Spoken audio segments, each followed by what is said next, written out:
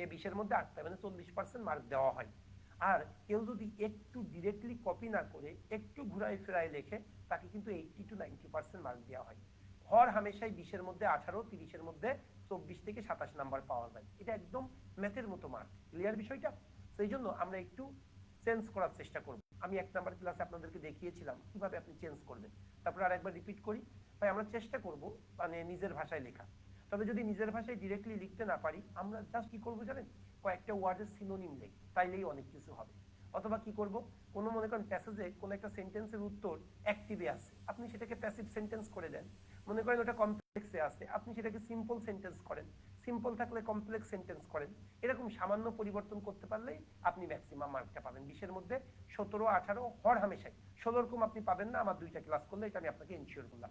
এই 2টা এবং আমি যেতে আরো 4টা ক্লাস নিই, প্রিমিয়াম রিটেন ব্যাচ। কেউ যদি আমার এই 6টা ক্লাস করে, আমি বললাম তো, আমি সুমন গ্যারান্টি দিচ্ছি আপনি 16 রকম পাবেন না 20-এর মধ্যে। ওকে, সো যেটা বলতে গিয়েছিলাম, তাহলে আমরা কিভাবে করবো, একটু হালকা পরিবর্তন করবো। আর প্যাসেজ রাইটিং এর ক্ষেত্রে বা ট্রান্সলেশনের ক্ষেত্রে বা রিটেনের ক্ষেত্রে সবচেয়ে বড় যে বিষয়টা চিন্তা করবেন, সেটা হলো সাবজেক্ট ভার্ব এগ্রিমেন্ট এর যেন কোনো ভুল না হয়। হির পরে গোজ, দের পরে গো। আমি সহজ দিয়ে বুঝাচ্ছি। আপনি যদি সাবজেক্ট ভার্ব এগ্রিমেন্ট ভুল করেন, তাহলে কিন্তু আপনি 0 পেয়ে যাবেন। আর কোন একজন স্টুডেন্ট যদি সাবজেক্ট ভার্ব এগ্রিমেন্ট ভুল না করে, তার লেখার মান যদি খারাপ হয়, তারপরেও কিন্তু সে 3 মার্ক পাইলেও পাবে বা 2 মার্ক পাইলেও পাবে। কিন্তু আপনার লেখার মান অনেক ভালো, আপনার ইনফরমেশন ভালো, কিন্তু সাবজেক্ট ভার্ব এগ্রিমেন্ট ভুল, আপনি কিন্তু 0 পাবেন। সেই জায়গাটাতে আমাদের ভুল মানে খুব কেয়ারফুল থাকতে হবে। ওকে, আর কথা নেই, তাহলে আসেন আমি যা বললাম সেইভাবে আমরা প্যাসেজটা সলভ করব। প্রথমে কোশ্চেন লিখবো, পড়বো, কোশ্চেনের কিওয়ার্ডগুলো আন্ডারলাইন করব, এরপর আমি প্যাসেজ সলভ করব। ওকে, সবাই চলে আসেন। 1 নাম্বার কি বলতেছে, মেনশন, একটু ভালো করে দেখবেন। হ্যাঁ, mention the shortcomings of Bangladeshi industrialist. Mention, উল্লেখ করো, দ্য শর্টকামিংস, প্রতিবন্ধকতা, অফ বাংলাদেশি ইন্ডাস্ট্রিয়ালিস্ট, বাংলাদেশি শিল্পপতিদের প্রতিবন্ধকতাগুলো উল্লেখ করো, which have been highlighted by the author. Author এই প্যাসেজে যে সকল শর্টকামিংস গুলো উল্লেখ করেছে বাংলাদেশের ইন্ডাস্ট্রিয়ালিস্টদের, সেই সকল শর্টকামিংস গুলো আপনাকে উল্লেখ করতে হবে। তাহলে আপনারা বলেন, এই যে কোশ্চেনটা পড়লাম, কিওয়ার্ড কোনটা, কোনটা নিচে আন্ডারলাইন করবো, তাড়াতাড়ি বলতে হবে। Shortcomings. Very good, shortcomings of Bangladeshi industrialist, এইটুকু নিচে। তার মানে কি, বাংলাদেশি শিল্পপতিদের যে প্রতিবন্ধকতা বা শর্টকামিংস বা সীমাবদ্ধতাগুলো আছে, সেই সীমাবদ্ধতাগুলো আমাকে লিখতে বলছে writer. A number question.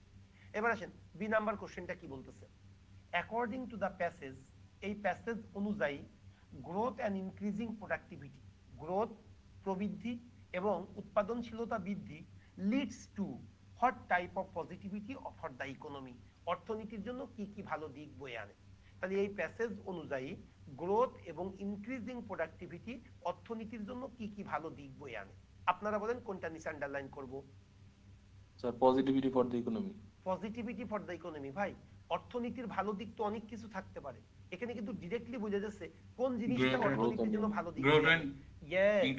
Growth and increasing productivity, এইটা ইম্পর্টেন্ট, এইটা ইম্পর্টেন্ট। এই প্যাসেজ অনুযায়ী গ্রোথ এবং ইনক্রিজিং প্রোডাক্টিভিটি, এই উপকরণটা অর্থনীতির জন্য কি কি ভালো দিক বয়ে আনে। অর্থনীতির ভালো দিক বয়ে আনার তো অনেকগুলো উপকরণ আছে, সেই উপকরণের মধ্যে একটা উপকরণ ফিক্সড করে দিয়েছে, সেটা কোনটা, গ্রোথ এন্ড ইনক্রিজিং প্রোডাক্টিভিটি অর্থনীতির জন্য কি কি ভালো দিক বয়ে আনে। তাহলে 1 নাম্বার কোশ্চেনে কি ছিল, যে বাংলাদেশি ইন্ডাস্ট্রিয়ালিস্টদের শর্টকামিংস গুলো লিখতে হবে। 2 নাম্বার কোশ্চেনটা কি, গ্রোথ এবং ইনক্রিজিং প্রোডাক্টিভিটি অর্থনীতির জন্য কি কি ভালো দিক বয়ে আনে। এবার আসেন 3 number, why did Henry Ford, একজন ব্যক্তি, কেন সে স্ট্রেস, গুরুত্ব আরোপ করেছিল the need for a more stable middle class. Henry Ford নামে একজন ব্যক্তি, সে গুরুত্ব আরোপ করেছিল কিসের উপরে, দ্য নিড, প্রয়োজনীয়তার উপরে। কিসের প্রয়োজনীয়তা, আ মোর স্টেবল মিডল ক্লাস, একটা টেকসই মিডল ক্লাসের জন্য হেনরি ফোর্ড কেন গুরুত্ব আরোপ করেছিল। একটা টেকসই মিডল ক্লাস গ্রুপের জন্য হেনরি ফোর্ড কেন গুরুত্ব আরোপ করেছিল। আপনি বলেন কোন অংশের নিচে দাগ দিব, তাড়াতাড়ি বলতে হবে। Need for a more stable middle class, কে গুরুত্ব আরোপ করেছিল, হেনরি ফোর্ড। একটু দাগ দিয়ে রাখতে পারেন। তাহলে হেনরি ফোর্ড স্টেবল মিডল ক্লাসের উপরে গুরুত্ব আরোপ করেছিল কেন, হয়তো অনেক কিছুর উপরে গুরুত্ব আরোপ করতে পারে, কিন্তু আমার এখানে কোনটাকে হাইলাইটস করছে, স্টেবল মিডল ক্লাস, টেকসই বা সাস্টেইনেবল মধ্যম যে গ্রুপটা, এই গ্রুপটার জন্য কেন হেনরি ফোর্ড গুরুত্ব আরোপ করেছিল। ওকে, এবার আসেন 4 নাম্বার, দ্য প্ল্যানিং হরিজন, আমাদের পরিকল্পনার সীমা, হ্যাজ হার্ডলি এভার এক্সিডেড, অতিক্রম করে না 5 ইয়ার্স। আমাদের পরিকল্পনার যে সীমাটা, এই সীমাটা 5 বছর অতিক্রম করে না বললেই চলে। ইমপ্লাইজ, এটা ইন্ডিকেট করে what kind of barrier of the industrialisation. আমাদের পরিকল্পনার সীমা যে 5 বছর অতিক্রম করে না, এটা আমাদের ইন্ডাস্ট্রিয়ালাইজেশনের জন্য কি ধরনের প্রতিবন্ধকতা তৈরি করে সেটা আমাকে বের করতে হবে। এখন আপনাদের বলতে হবে মূল পয়েন্ট কোনটা। Sir, barriers to industrialization. Barriers two industrialisation, আমাদের শিল্পায়নের সীমাবদ্ধতা। ভাই শিল্পায়নের সীমাবদ্ধতা অনেক কিছু থাকতে পারে না?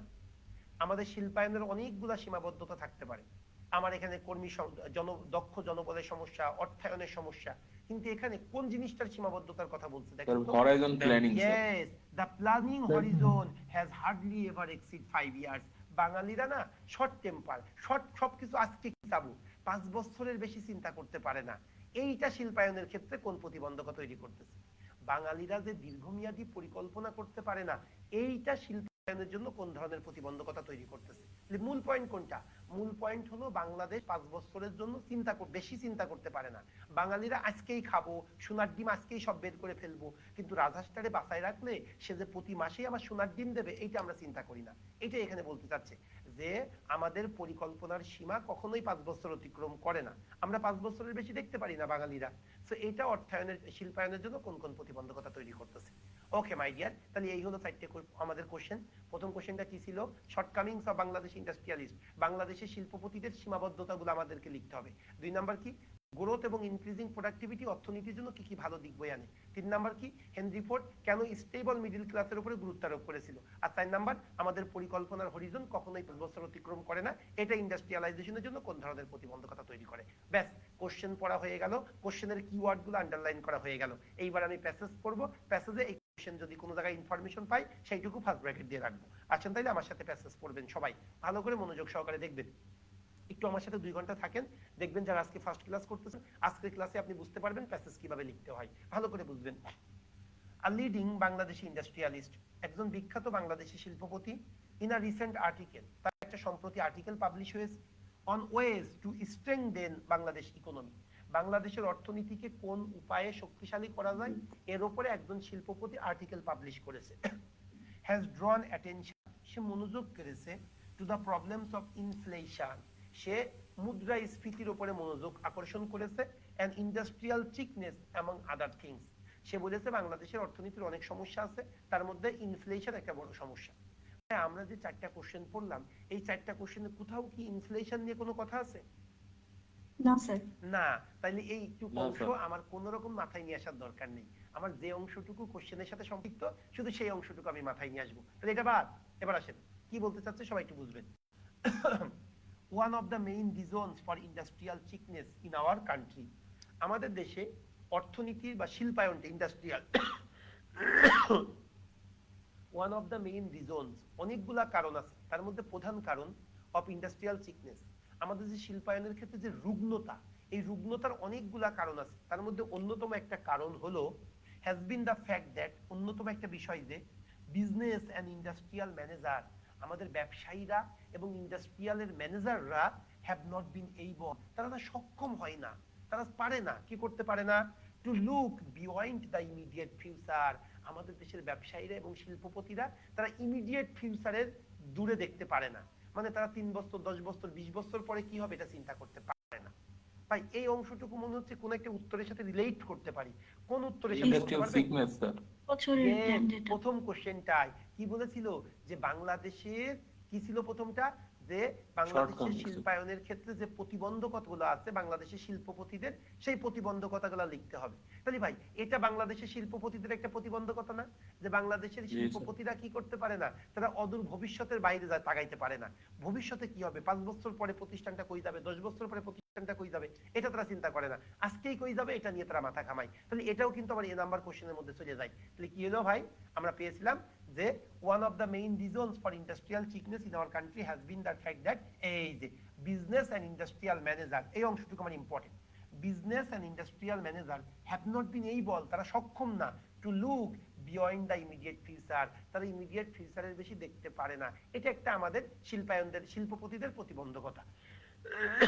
তাহলে একটা প্রতিবন্ধকতা দেখি তো আর আছে কিনা, they have been too preoccupied, আমাদের দেশের শিল্পপতি বা শিল্পের ম্যানেজাররা অনেক বেশি ব্যস্ত থাকে, কিসের জন্য ব্যস্ত থাকে, উইথ দেয়ার অ্যাটেম্প্ট, তারা চেষ্টা করে, ব্যাপক পরিমাণে চেষ্টা করে কি বিষয়ে, টু রিপোর্ট ফেভারেবল রিজাল্ট, একটা অনুকূল রেজাল্ট নিয়ে আসার জন্য তারা ব্যস্ত থাকে।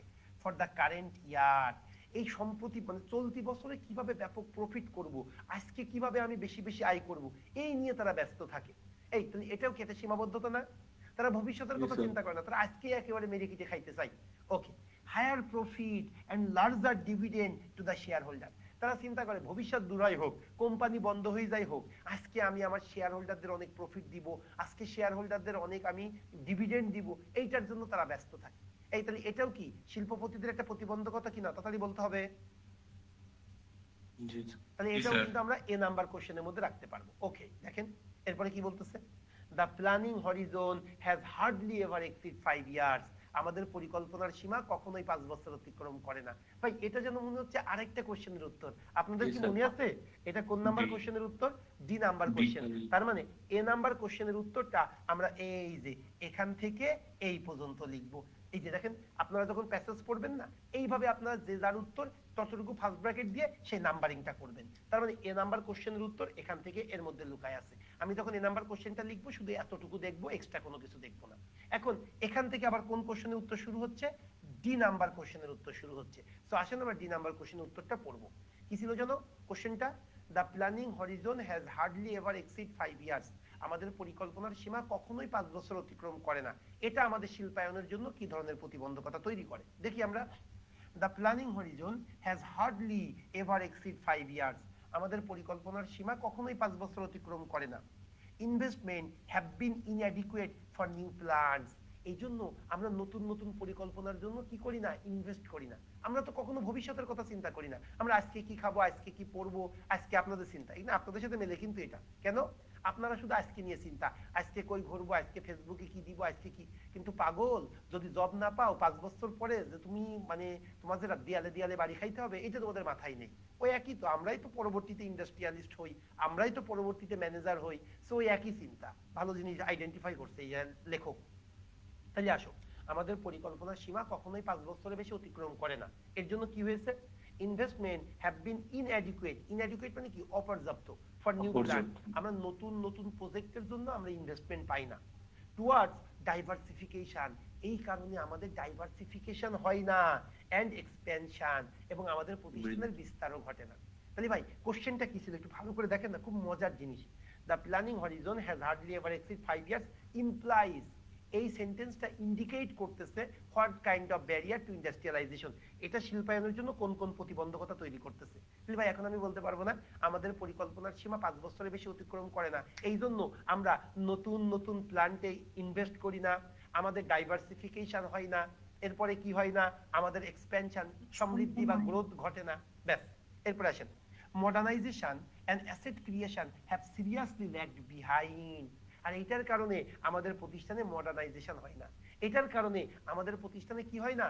অ্যাসেট ক্রিয়েশন হয় না, সম্পত্তি বাড়ে না, যা আছে তাই থেকে যায়, কারণ 2 নাম্বারই করে কোনোদিন বেশি দিন আগানো যায় না।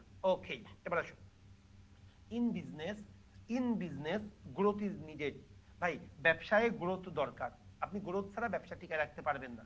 ফর সার্ভাইভাল, এই যে দেখেন আপনি যদি সার্ভাইভ করতে চান আপনার গ্রোথ দরকার। যেমন দেখেন আমরা ছোট পরিসরে শুরু করেছিলাম, প্রথমে একটা বোর্ড কিনেছিলাম, ওই পাশের বোর্ডটা 2.5 লাখ টাকা দিয়ে কিনছিলাম। এরপরে এই দেখেন 3 মাস পরে আলহামদুলিল্লাহ দেখলাম স্টুডেন্টদের ভালোবাসা অনেক, আমরা আরেকটা বোর্ড কিনলাম 4.5 লাখ টাকা দিয়ে। এর ঠিক 6 মাস পরে আমরা 2টা রুম ডেভেলপ করলাম 14.5 লাখ টাকা দিয়ে। তার মানে কি, আস্তে আস্তে এভাবে আপনাদের গ্রোথ হইতে হবে, সার্ভিস না দিতে পারলে কিন্তু এই গ্রোথ হবে না। ওকে, এবং আরেকটা মজার ব্যাপার, আমরা কিন্তু এখনো পর্যন্ত কোনো প্রফিট নেইনি, জানেন কিনা? আমরা 3 বছর এই ব্যবসা থেকে কোনো প্রফিট নিব না, আমাদের যা আয় মানে যা ব্যয় সেই পরিমাণ আমরা আয় করি, আপনারা জানেন কিনা? কারণ কি, আমরা তার মানে যে আমরা জীবনে প্রফিট করব না তা কিন্তু না, আমরা চাইছি কি 3 বছর সার্ভিস দিয়ে স্টুডেন্টদের মনটা জয় করব, মার্কেটে আমাদের একটা গুড ইমেজ ক্রিয়েট করব, এরপরে আমরা কি করব? আমরা আস্তে আস্তে আস্তে আস্তে প্রফিট করা শুরু করব, যাতে আমাদের প্রতিষ্ঠানটা সাস্টেইনেবল হয়। আমি বুঝাইতে পারছি কিনা? আমরা কিন্তু ওই ওয়েতে দিয়েছি। তাহলে এখানে কি বলতেছে দেখেন, ইন বিজনেস ব্যবসায় গ্রোথ ইজ নিডেড, আমাদের ম্যান্ডেটরি গ্রোথ দরকার হবে ফর সার্ভাইভাল। আপনি যদি ব্যবসা টিকে রাখতে চান 10 টাকা থাকলে হবে না, একদিন 11 টাকা হবে, আস্তে আস্তে 12 টাকা 13 টাকা এইভাবে বাড়াইতে হবে। ওয়ান হ্যাজ টু গ্রো, একজনকে গ্রো করতেই হবে। If one does not want to be wiped out, wiped out মানে কি? দিয়ে বিদায় করা, কোনো কিছু একেবারে তাড়িয়ে দেওয়া। আপনি যদি মানে কি যদি মানে যেটাকে কি একটা নিমেষে মানে এটাকে একদম হারিয়ে যাওয়া, যেটাকে আপনি যদি হারিয়ে যেতে না চান, আপনি যদি কালের স্রোতে বিলীন না হইতে চান, আপনাকে ম্যান্ডেটরি কি করতে হবে? গ্রোথ করতে হবে। আপনার ব্যক্তি জীবনেও তাই ভাই, আস্তে আস্তে এডিশন করতে হবে। আপনি আস্তে আস্তে ওয়ার্ড জানলেন, মাইক্রোসফট এক্সেল জানলেন, আস্তে আস্তে ইংলিশ প্রফিসিয়েন্সি বাড়াবেন, আপনি আস্তে আস্তে ম্যাথ, ইংলিশ, তারপরে সাধারণ জ্ঞান, জেনারেল নলেজ, যখনই প্রফিসিয়েন্সি আস্তে আস্তে আস্তে আস্তে বাড়বে, দেখবেন ফাইনালি আল্লাহ আপনাকে এটা কবুল করছে, জব হয়ে গেছে। এবার আসেন, this is particularly true with liberalisation of import. বলতেছে একজনকে ম্যান্ডেটরি গ্রোথ হইতেই হবে, গ্রো করতেই হবে, এবং এটা আরো বেশি সত্য ব্যবসায়ীদের জন্য। কেন? কারণ লিবারালাইজেশন অফ ইম্পোর্ট, আজকে কিন্তু ইম্পোর্ট কি আছে? স্বাধীন। আপনি ইচ্ছা করলেই দেখেন না, আপনি ইচ্ছা করলেই কিন্তু আজকে আমার এখানে আপনি যদি যে কোনো একটা প্রোডাক্ট, যেমন মার্কার দেশে তৈরি করতেছি, যদি এটার গ্রোথ না হয়, ভালো আমি কোয়ালিটি না দিই, আরেকজন চাইনা থেকে ইম্পোর্ট করে নিয়ে আসবে, আরেকজন আমেরিকা থেকে ইম্পোর্ট করে নিয়ে আসবে। কারণ এখন তো স্বাধীন দেশ, পুরাটা গ্লোবালাইজেশনের যুগ। বলতেছে আমাদেরকে আস্তে আস্তে সমৃদ্ধি আনতে হবে, কিন্তু সমৃদ্ধি আনাটা এখন বেশি জরুরি। কারণ কি? এখন লিবারালাইজেশন অফ ইম্পোর্ট, ইম্পোর্টের স্বাধীনতা আছে, এন্ড ইনক্রিজিং কম্পিটিশন, এবং ব্যাপক মাত্রায় কম্পিটিশন চলতেছে। এই জন্য আমাদেরকে কি করতে হবে? এখন গ্রো করতে হবে।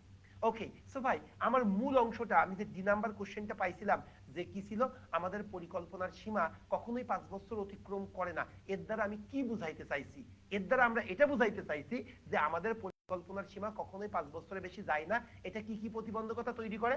এটার জন্য আমরা প্রথমত কি করতে পারি না? নতুন প্ল্যান্টে আমরা ইনভেস্ট করতে পারি না, আমাদের ডাইভার্সিফিকেশন হয় না, আমাদের মডার্নাইজেশন হয় না, আমাদের অ্যাসেট ক্রিয়েশন এক্সপেনশন হয় না, আমাদের অ্যাসেট ক্রিয়েশন হয় না, ফাইনালি কি হয় না? আমাদের গ্রোথ হয় না। তার মানে এইটুক অংশ আমরা কি নাম্বার কোশ্চেনের উত্তর রাখবো? ডি নাম্বার কোশ্চেনের উত্তর রাখবো। আমি কি আপনাদেরকে ক্লিয়ার করতে পেরেছি?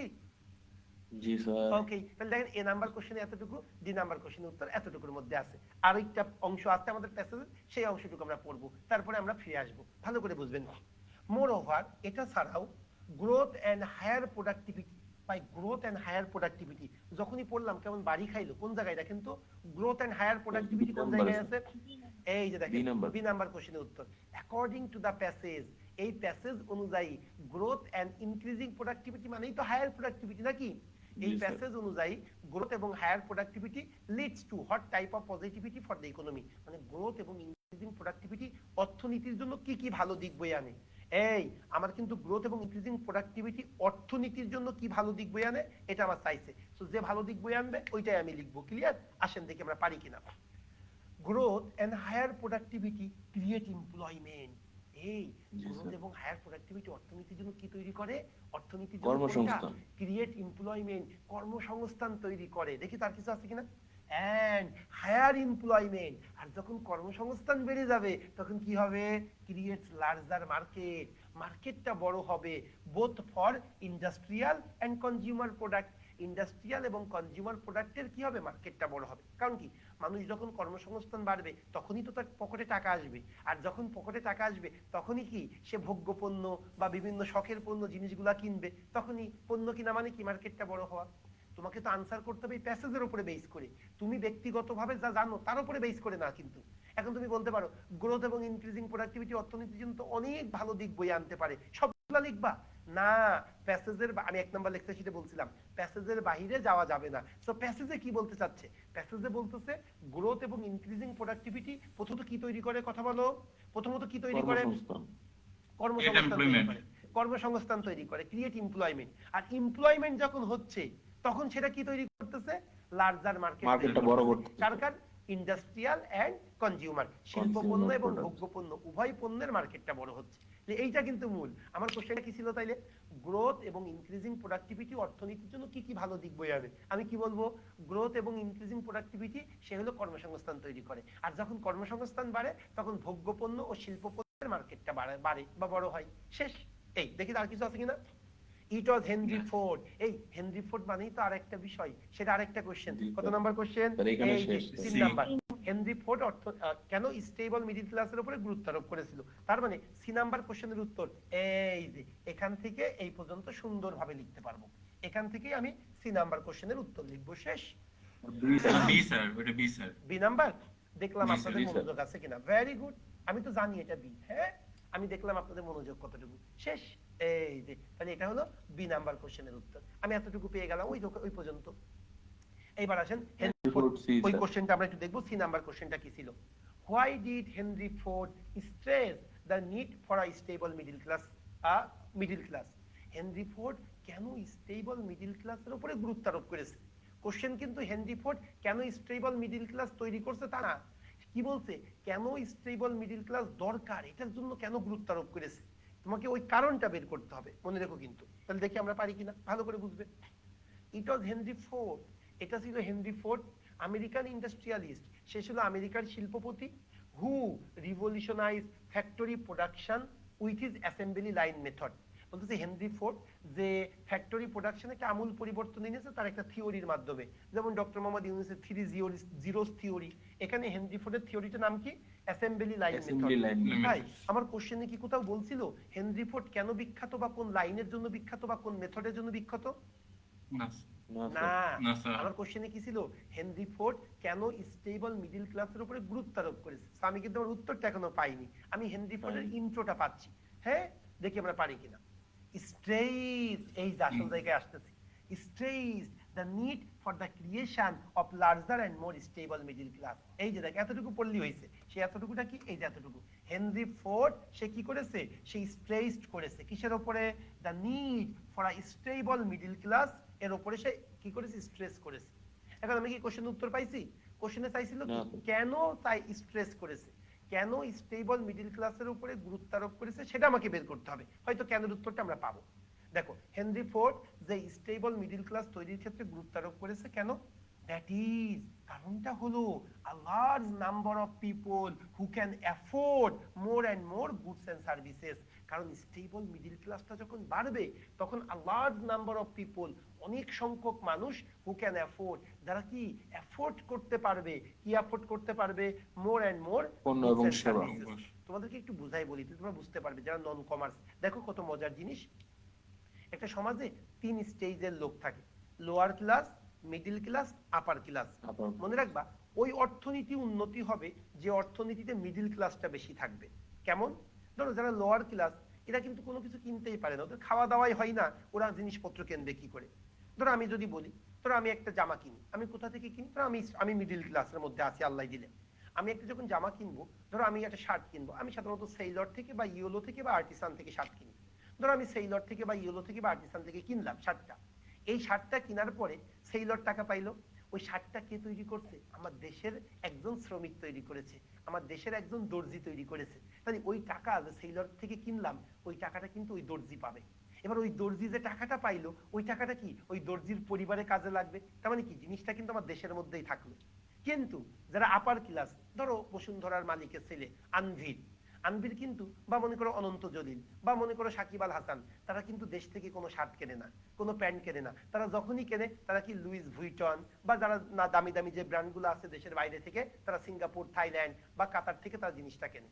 তো জিনিসটা দেখো, যখন তুমি থাইল্যান্ড থেকে একটা শার্ট কিনলা, এটা কিন্তু আমার দেশের লোক উপকৃত হইলো না, ওই থাইল্যান্ডের লোক কিন্তু উপকৃত হইলো। এই জন্যই হেনরি ফোর্ড বলতেছে যে স্টেবল মিডল ক্লাসটা বেশি দরকার, কারণ লোয়ার ক্লাস অর্থনীতির জন্য কোনো কাজে আসে না, আপার ক্লাসও কাজে আসে না। এই জন্য হেনরি ফোর্ড কি বলছে, যে স্টেবল মিডল ক্লাসটা যদি বাড়ে, এর উপরে হেনরি ফোর্ড গুরুত্ব আরোপ করেছে। কেন? এই যে দেখো, হেনরি ফোর্ড স্টেবল মিডল ক্লাসের উপরে গুরুত্ব আরোপ করেছে, কারণটা কি? দ্যাট ইজ a large, মূল উত্তর কোন জায়গায়, a large number of people who can afford more and more goods and services। কারণ স্টেবল মিডল ক্লাসটা যদি বাড়ে, তাহলে অধিক সংখ্যক মানুষ কি করতে পারবে, অ্যাফোর্ড করতে পারবে। কি অ্যাফোর্ড করতে পারবে? মোর গুডস এন্ড সার্ভিসেস। তারা অধিক পরিমাণ গুডস এবং সার্ভিস কিনতে পারবে। তাহলে হেনরি ফোর্ড, আমি যদি তোমার কাছে কোশ্চেন করি, হেনরি ফোর্ড বাংলায় বলবা কেন স্টেবল মিডল ক্লাসের উপরে গুরুত্ব আরোপ করেছে, উত্তরটা কিভাবে লিখতে চাচ্ছ? আমি এভাবে লিখতাম, হেনরি ফোর্ড স্টেবল মিডল ক্লাসের উপরে গুরুত্ব আরোপ করেছে কারণ, কারণটা বলো কেউ বাংলায়, কোন জায়গায় আছে কারণটা কি? স্যার অনেক বেশি পরিমাণ মানুষ স্যার এই গুডস এন্ড সার্ভিস গুলো স্যার এফোর্ড করতে পারবে। লোয়ার ক্লাসে এফোর্ড করতে পারে না, আপার ক্লাস পারে কিন্তু দেশের বাইরে চলে যায়। Nice nice. তার মানে এই জায়গায় উত্তরটা, এই যে এখান থেকে এই পর্যন্ত নিব, কিন্তু মূল উত্তর কিন্তু এতটুকু। এটা কত নাম্বার? এটা কিন্তু সি নাম্বার। ক্লিয়ার? ব্যাস, এরপরে আসি, আর কিছু আছে, দুইটা লাইন আছে, সেটা আমরা পড়ে ফেলি। Even after 30 years of independence, স্বাধীনতার 53 বছর হয়ে যাওয়ার পরেও, 53 ইয়ার্স, স্বাধীনতার 53 বছর অতিক্রম করার পরেও, আওয়ার ম্যাক্সিমাম ইন্ডাস্ট্রিয়ালিস্ট, আমাদের বেশিরভাগ শিল্পপতিরা হ্যাভ নট বিন এইবল, তারা সক্ষম হয়নি to shed the petty shopkeepers mentality. Petty shopkeepers mentality মানে কি? খুব ক্ষুদ্র মন মানসিকতা। বলতেছে আমাদের স্বাধীনতা 53 বছর পার হয়ে গেছে, কিন্তু তারপরেও আমাদের শিল্পপতিরা ক্ষুদ্র যে মন মানসিকতা, এই মেন্টালিটি থেকে বের হইতে পারে নাই। আমরা যেমন কি করি, সারাদিন আমরা কর্মচারীদের সাথে খেই খেই করি, ওদেরকে মনে করি বেশি খাটাইতে পারলে লাভ। কিন্তু না রে ভাই, আপনি যদি কর্মচারীদের মনটা ওন করতে পারেন, আপনার যদি জীবন দিয়ে দেবে। যেমন দেখেন, বেশিরভাগ, আমি তো একটা ব্রাঞ্চের ম্যানেজার, আমি আমার কথা উদাহরণ দিই, বেশিরভাগ ম্যানেজার এমপ্লয়ীদেরকে ভয় টয় দেখায় মানে পাগল বানাই দেয়। ওই প্রতিষ্ঠানের কিন্তু আউটপুট ভালো না। ভাই আমি করছি কি, আমার কোন একজন এমপ্লয়ি যদি ছুটি চায় বা কোনো পারিবারিক ইস্যুটা বলে, আমি একদম তাদেরকে ছুটি দিয়ে দিই এবং পারিবারিক বিষয়টা খুব গুরুত্বের সাথে সলভ করি। আমি ওকে এটা বোঝানোর চেষ্টা করেছি যে এটা আমরা একটা পরিবার, সো একটা পরিবারের কোন একটা মানুষ কষ্টে থাকা মানে আমরা সবাই কষ্টে থাকবো। এই জন্য ভাই, তোমার যা সুবিধা তুমি ভোগ করবা, কিন্তু প্রতিষ্ঠানের যে টার্গেট, এটা যেন আমার টার্গেট ফিল আপ হয়। এই জন্য বিশ্বাস করেন, তারা একটা টার্গেট ফিল আপ না হইলে তারা কষ্ট পায়। কিসের জন্য জানেন? তাদেরকে আমি বকাঝকা দেবো তা না, সে চিন্তা করে আমার স্যার এইটার জন্য অন্যের কাছে বিব্রত বোধ করবে, অন্যের কাছে মানে দায়বদ্ধ থাকবে, কৈফিয়ত দেবে।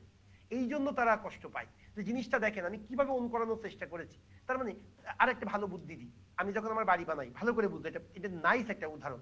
সেটা কি, লেবাররা কাজ করে আমার বাড়ি বানানোর ক্ষেত্রে, আমি বলতেছি আমি করতাম কি, লেবারদের আমি দুইটা টাইমে নাস্তা দিতাম, 11:30টার দিকে আর হলো 3:30টার দিকে।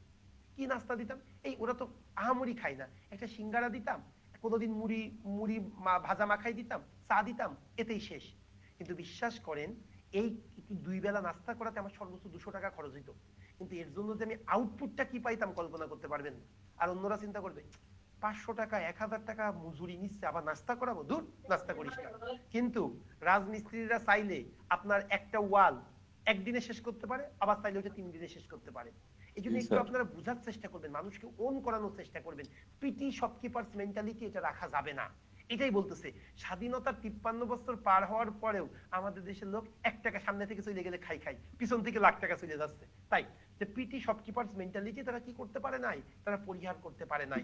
and our highly educated management has tagged along merely without concern, এবং তারা ওই একই ধরনের বৈশিষ্ট্যের অধিকারী। তাহলে ভাই, এটাও আমি একটা কোশ্চেনের মধ্যে ঢুকাইতে পারবো আমার মনে হচ্ছে। দেখেন তো কোন কোশ্চেনের মধ্যে এই তথ্যটা দেওয়া যায় যে আমাদের ইন্ডাস্ট্রিয়ালিস্টরা এখনো পিটি শপকিপার্স মেন্টালিটি থেকে পরিহার করতে পারে নাই। এটা কোন উত্তরের মধ্যে দেওয়া যায়? দ্রুত বলতে হবে। এক নম্বরে স্যার, এ নাম্বার। এক নম্বরেরই উত্তর।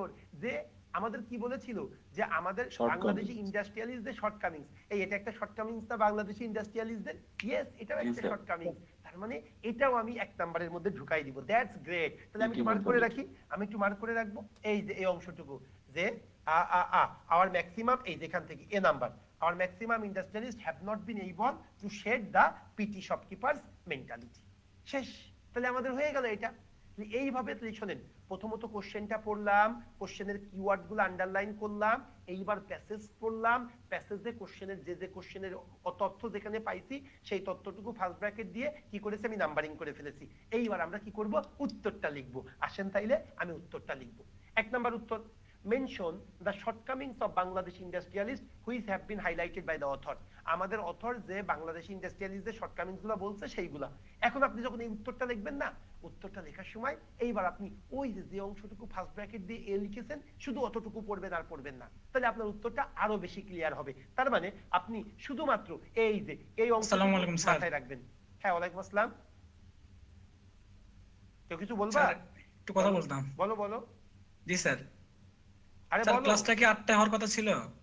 না তো 8টায় তো হবে হলো তোমার আরেকটা ক্লাস, মাস্টার বেসের ক্লাস। আর এটা তো প্রিমিয়াম রিটেন বেসের ক্লাস ভাইয়া। এই সরি, প্রিমিয়াম রিটেন বলি, এটা তোমাদের রিটেন বেসের ক্লাস। এটা রেগুলার ক্লাস। আচ্ছা, আমাদের গ্রুপে মেসেজ, স্যার আমার গ্রুপে মেসেজ দেওয়া, এই গ্রুপে মেসেজ দেওয়া আছে তো এইজন্য মনে করছিলাম 8টায় ক্লাস, এইজন্য বাইরে গেছিলাম। ক্লাসটা 8টায় আছে, আর এটা তো রেগুলার বেসের ক্লাস। ঠিক আছে, এটা রেগুলার ব্যাচ, আমার যে রেগুলার ব্যাচের ক্লাস চলতেছে সেই ব্যাচের ক্লাস। ওকে, আমাদের হোয়াটসঅ্যাপ গ্রুপে একটা নোটিশ দেওয়া আছে, সেজন্য মনে করছিলাম 8টায় ক্লাস। তুমি এখন সাইলেন্ট যাও। জি স্যার, ঠিক আছে। কি সুন্দর মতো এটা জোশের মধ্যে ছিলাম, এটা বোঝে না, এইজন্য আমি আমার ক্লাসে ছেলেদের কথা বলতে দিই না। এই কোন তোমরা তো মনে করো যে সুমন ভাই হয়তো একটু পার্সিয়ালি করে, মেয়েদেরকে বেশি ফেভার করে, এই সব হাবিজাবির জন্য না স্যার, একটা ক্লাসটা মেয়ে মিস এরকম- করলাম তো এই জন্য বললাম আর কি, Okay, তাছাড়া যাই ইন্টারাপ্ট হোক, করতাম আমি না। মজা করলাম, পরে তুমি দেখে নিতে পারবা। ওকে, আসো আসো আসো, এখন কথা না বলি। ওকে, যারা আমরা আগে থেকে ছিলাম প্লিজ তারা ধন্যবাদ। কন্টিনিউ করো, তারা কন্টিনিউ করো। তাহলে এখন আমরা যখন এ নাম্বার কোশ্চেনের উত্তরটা লিখতে যাব, তখন আমরা করবো কি জানো, আমরা ওই যে যতটুকু ফার্স্ট ব্র্যাকেট আটকাইছিলাম ততটুকু শুধু দেখবো। আসো তাহলে আমরা এ নাম্বার কোশ্চেনের উত্তরটা লিখি। এই যে mention the shortcomings of Bangladesh industrialist which have been highlighted by the author. Author যে সকল শর্টকামিংস গুলো হাইলাইট করেছিল সেগুলো আমরা এখন লিখবো। তবে এই অংশটুকু আমি কোথা থেকে নিয়ে আইছি, ওই যে তোমরা যেখানে ফার্স্ট ব্র্যাকেট দিয়ে রাখছিলে না, ওইটুক বারবার ওখানে তো যাওয়ার সমস্যা, এই জন্য আমি এখানে নিয়ে এসেছি, ওইটাই কিন্তু এখানে আমি কপি করে নিয়ে এসেছি। ক্লিয়ার? এটা কি তোমরা দেখতে পাচ্ছো? এটা কি দেখা জি স্যার। যাচ্ছে? জি স্যার। ওকে জি মাই স্যার, ডিয়ার, জি স্যার। তাহলে এখন আসো আমরা এখন লিখবো, দেখি আমরা পারি কিনা। হ্যাঁ আসো, কি বলতেছে একটু দেখি আমরা সবাই। আচ্ছা আরেকবার পড়বো, দ্রুত পড়বো। One of the main reasons for industrial sickness in our country has been the fact that, এত কিছু ভাবার দরকার নেই, মূল জিনিসটা আওয়ার বিজনেস এবং ইন্ডাস্ট্রিয়াল ম্যানেজাররা কি করতে পারে না, এই অংশটুকু মূল, have not been able two look beyond the immediate future. আমাদের যে সকল শিল্পপতিরা, এই সকল পাগলরা কি করতে পারি না, আমরা বাঙালিরা, আমরা ইমিডিয়েট ফিউচারের বাইরে চিন্তা করতে পারি না। তার মানে কি, আমরা লং টার্ম প্ল্যানিং করতে পারি না। এই ঠিক কি ঠিক না? কথা বলে না কেন? জি স্যার। এটার অর্থ তো এইটাই, জি স্যার। আমরা জি স্যার। ইমিডিয়েট ফিউচারের বাইরে তাকাইতে পারি না। তার মানে কি, আমরা লং টার্ম প্ল্যানিং করতে পারি না। আর কি, দে হ্যাভ বিন টু প্রিঅকুপাইড, আমরা ব্যাপক ব্যস্ত থাকি, কি করার কাজে ব্যস্ত থাকি, with that to report favourable result for the current year, আমরা কারেন্ট ইয়ারে ব্যাপক মুনাফা করব, এইটার জন্য আমরা ব্যস্ত থাকি। and higher profit and larger dividend for the shareholder, এবং শেয়ার হোল্ডারদের এই বছরেই আমি অনেক টাকা প্রফিট দিব, সামনে যা হয় হোক। এই কারণগুলোতে, ও আরেকটা আমরা পাইছিলাম এখানে আসে নাই, সেটা কি, PT shopkeepers আমাদের mentality, শিল্পপতিরা পিটি শপকিপার্স মেন্টালিটি পরিহার করতে পারে নাই। তার মানে যে সকল শর্টকামিংস গুলো আমরা লিখবো, মূলত চারটা শর্টকামিংস বা তিনটা শর্টকামিংস। কোন তিনটা শর্টকামিংস? প্রথমটা, আমরা লং টার্ম প্ল্যানিং করতে পারি না। দ্বিতীয়টা কি, আমরা ব্যাপক ব্যস্ত থাকি কিসের জন্য, কারেন্ট ইয়ার প্রফিট এবং ডিভিডেন্ড দেওয়ার জন্য। আর তিন নাম্বারটা কি, আমরা পিটি শপকিপার্স মেন্টালিটি পরিহার করতে পারি নাই। শেষ, এই তিনটা লিখলেই তো হয়ে গেল। এখন তাহলে আসেন আমরা উত্তরটা কি লিখবো। বলছিলাম না, উত্তরটা কোশ্চেনের সাথে রিলেট করে লিখবো।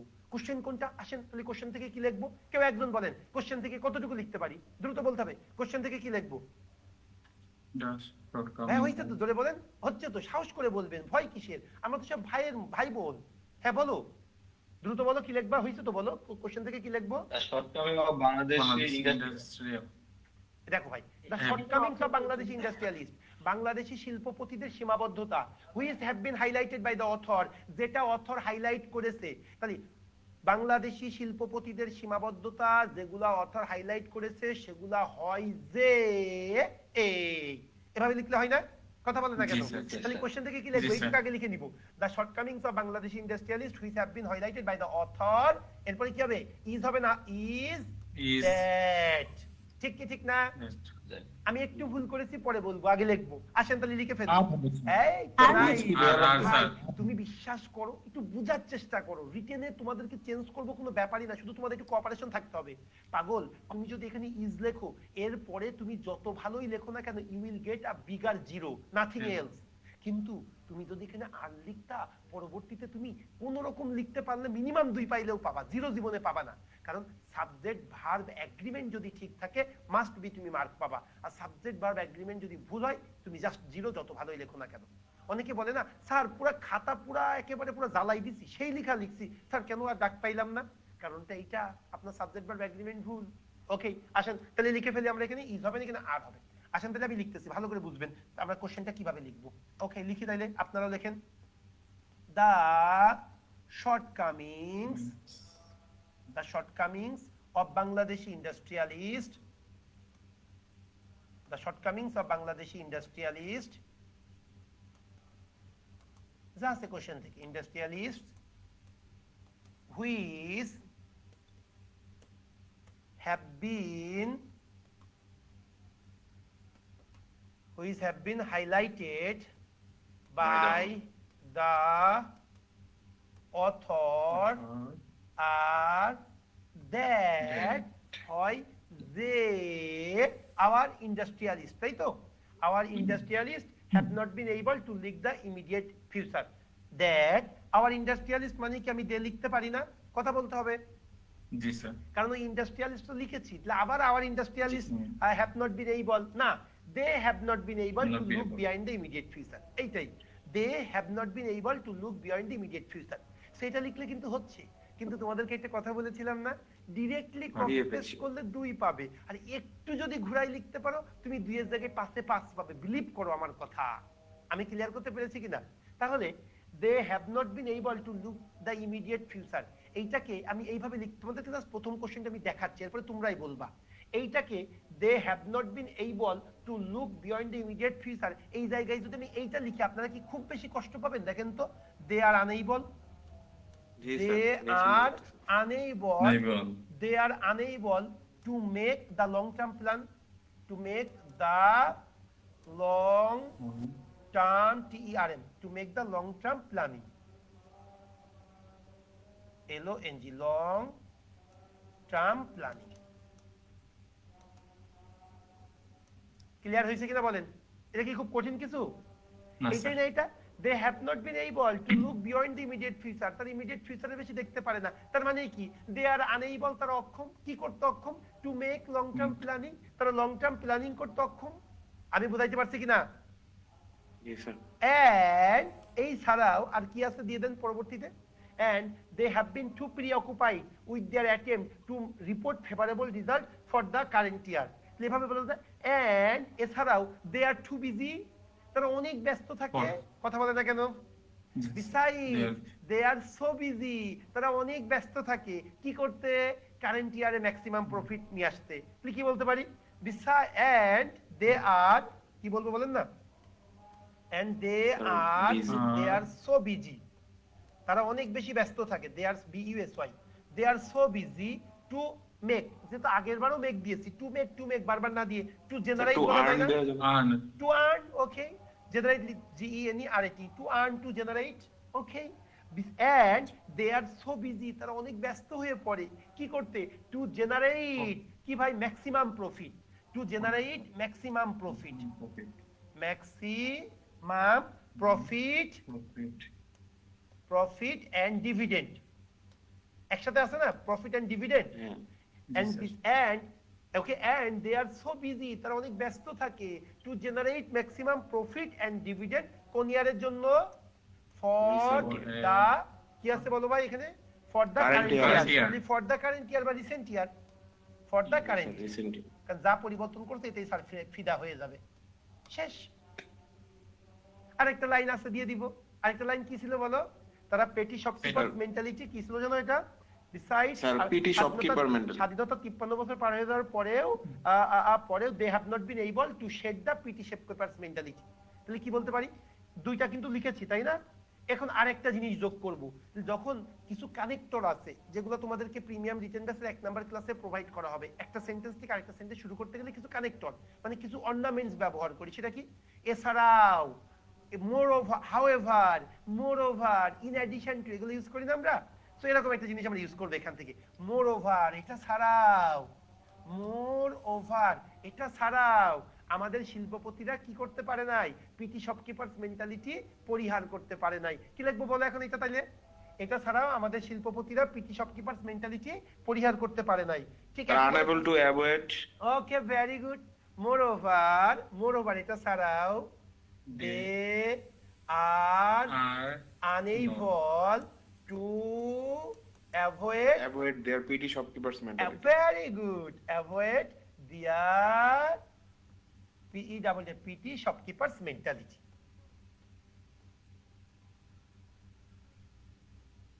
PT shopkeepers mentality শেষ। তোমরাই বলছো, আমি লিখে দিচ্ছি। বিশ্বাস করো এই জায়গায় 4.5 না দিলে যে খাতা দেখবে সে জান্নাতে যাইতে পারবে না, কারণ তোমার পৃথিবীতে ঠকাইলে সে তো আটকে যাবে। আমি কি বুঝাইতে পেরেছি তোমাদেরকে? সেই জন্য একটু কেয়ারফুল। আচ্ছা, খুব কি বেশি গ্রামার জানা লাগবে? খুব কি বেশি ইংলিশে পারদর্শী হইতে হবে এই সেন্টেন্সগুলো লিখতে গেলে? না স্যার। সো এই জন্য বুঝার বিষয়টা ভাই, একটু জাস্ট কানেক্ট করার বিষয়টা, আর কিচ্ছু না। কোশ্চেনটা কি ছিল? Mention the shortcomings of Bangladeshi industrialist which have been highlighted by the author. আমি কোশ্চেন থেকে শুরু করেছি, the shortcomings of Bangladeshi industrialist which have been highlighted by the author are that, কইছে আর দ্যাট কি কি? they are unable to make the long term planning and so busy। আবার and they are কথাটি না দিলেও কিন্তু হয়, তোমরা বুঝো কিনা? কারণ যেহেতু এখানে they are আছে, আবার they are লাগে না, যারা একটু স্মার্ট রাইটিং তারা জানো। they are unable to make the long term planning and so busy, তারা ব্যস্ত থাকে to generate maximum profit and dividend for the current year. However, এটা ছাড়াও they are unable to avoid their petty shopkeepers mentality. শেষ, আর কিচ্ছু না, একদম বারুদ হয়েছে কোশ্চেনের উত্তরটা। ওকে মাই ডিয়ার, সো এইভাবে আপনাদেরকে আনসার করতে হবে। সিনোনিম দেওয়া যায়? বলো ভাই, বলো কি বলতে চাচ্ছো? স্যার পিটি শপকিপার মেন্টালিটি এটা না দেওয়া যদি স্যার আর কোনো সিনোনিম না যদি থাকে? শুনো, আমার নাম সুমন, এখন তুমি বলতেছো স্যার তো বলছিল চেঞ্জ করতে, তার মানে সুমন, সু মানে গুড আর মন মানে মাইন্ড, তাহলে সুমনের জায়গায় গুড মাইন্ড দিয়ে দিই, গুড মাইন্ড। তা কি হবে নাকি? কোড জিনিসটা না, স্যার। বুঝতে হবে কোনটা কোড। সুমন তো প্রপার নাউন, প্রপার নাউনের কোনো চেঞ্জ নেই। এখন পিটি শপকিপার্স মেন্টালিটি, এটা চেঞ্জ আছে, কিন্তু পিটি শপকিপার্স মেন্টালিটি পারো, যদি দিতে পারো ভালো, কিন্তু এটা কোড না দিলেও হবে। কিন্তু যদি কেউ দিতে চাও তাহলে লিখতে পারো প্যারোকিয়াল। পিটির সিনোনিম জানো কিনা? প্যারোকিয়াল, এটা তো খুব মানে হাই ফ্রিকোয়েন্সি ওয়ার্ড, তোমাদের পক্ষে জানা নাও থাকতে পারে, কিন্তু কেউ যদি এতটুকু লেখো তাতেই কাফি, তোমাকে 4.5 দিতে বাধ্য এটাতে। এখন তুমি যদি কেউ লেখো চেঞ্জ করে আবার উল্টা পাল্টা লিখে দিলে না ঝামেলা না হয়ে না, যায়। কিন্তু ক্লোজ কয়েকটা সিনোনিম ইউজ করলেই হয়েছে, আর কিছু না। PT shopkeepers mentality, parochial minded, ওকে, দে আর টু মাচ প্যারোকিয়াল মাইন্ডেড, এটুক লিখলেও হইতো, কিন্তু ওইটুক প্যারোকিয়াল এটা তো অনেকের অজানা, তো এইটুক না লিখলেও হবে, কারণ পিটি শপকিপার্স এটা code word.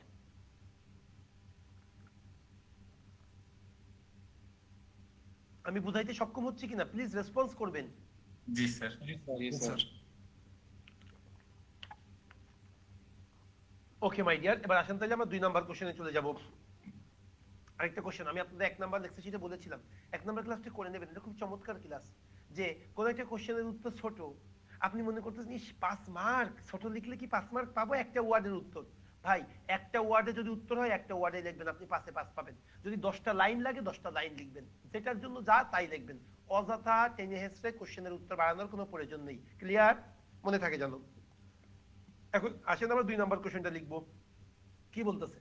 According to the passage, এই প্যাসেজ অনুযায়ী growth and increasing productivity leads to what types of positivity for the economy? বলতেছে এই প্যাসেজ অনুযায়ী গ্রোথ এবং ইনক্রিজিং প্রোডাক্টিভিটি অর্থনীতির জন্য কি কি ভালো দিক বয়ে আনে। ওই যে গ্রোথ এবং ইনক্রিজিং প্রোডাক্টিভিটি অর্থনীতির জন্য কি ভালো দিক বয়ে আনে, যেখানে দাগা ইসলাম ওই অংশটুকুই আমি এখানে নিয়ে এসেছি। দেখেন, growth and higher productivity creates employment, মূল অংশ। গ্রোথ এবং ইনক্রিজিং প্রোডাক্টিভিটি কি তৈরি করবে? এমপ্লয়মেন্ট জেনারেট করবে। এন্ড হায়ার এমপ্লয়মেন্ট, আর যখন এমপ্লয়মেন্টটা হায়ার হবে এটা কি জেনারেট করে? লার্জার মার্কেট জেনারেট করে। কিসের জন্য? ইন্ডাস্ট্রিয়াল এন্ড কনজিউমার প্রোডাক্টের জন্য। এইটাই হলো মূল বিষয়, এছাড়া আর কিছু লেখার দরকার নেই। তাহলে এখন বলেন, আরেকটা কথা, 1 নাম্বার ক্লাস কি কেউ করেন না এখানে? না, করেছি স্যার। তাহলে যদি করে থাকেন আপনাদের মনে আছে কিনা আমি গতদিন বলছিলাম, কোন একটা কোশ্চেনের উত্তর যদি অ্যাকর্ডিং টু দা প্যাসেজ দিয়ে শুরু হয় কোশ্চেনটা, তাহলে উত্তর লেখার সময়ও কি করব মনে আছে? অ্যাকর্ডিং টু দা প্যাসেজ রেকর্ডিংই থাকবে স্যার। মনে রাখবেন, অ্যাকর্ডিং টু দা প্যাসেজ বা অ্যাকর্ডিং টু দা রাইটার দিয়ে যদি কোনো কোশ্চেনের উত্তর শুরু হয়, তাহলে অ্যাকর্ডিং টু দা প্যাসেজ বা অ্যাকর্ডিং টু দা রাইটার দিয়ে উত্তর শুরু হবে। আচ্ছা, 1 নাম্বার ক্লাসের পিডিএফটা মনে হয় আমি আপনাদের দেইনি। আমি আজকে আপনাদের এখানে 1 নাম্বার এবং 2 নাম্বার দুইটা ক্লাসেরই পিডিএফ, জাস্ট 2 পেজ আপনারা একটু প্রিন্ট করে পড়বেন জিনিসটা, বা আপনারা প্রিন্টও করা লাগবে না, জাস্ট আপনারা পিডিএফ দেখলেই হবে মোবাইলে, একবার রিডিং দিলেই হবে। আসেন তাহলে কি আছে আমরা সেটা লিখবো। আপনি বলেন উত্তরটা কিভাবে শুরু করব, কোশ্চেন দিয়ে বলেন না দ্রুত। According to the According to the passage, very good. According to the passage, কমা দিব। এবার আসেন, growth and increasing productivity leads to what type of positivity? বলেন ভাই, গ্রোথ এবং ইনক্রিজিং প্রোডাক্টিভিটি কি তৈরি করে? Create employment. এমপ্লয়মেন্ট ক্রিয়েট করে। তাহলে আমরা সেটাই লিখবো, growth and increasing productivity create employment. Okay, growth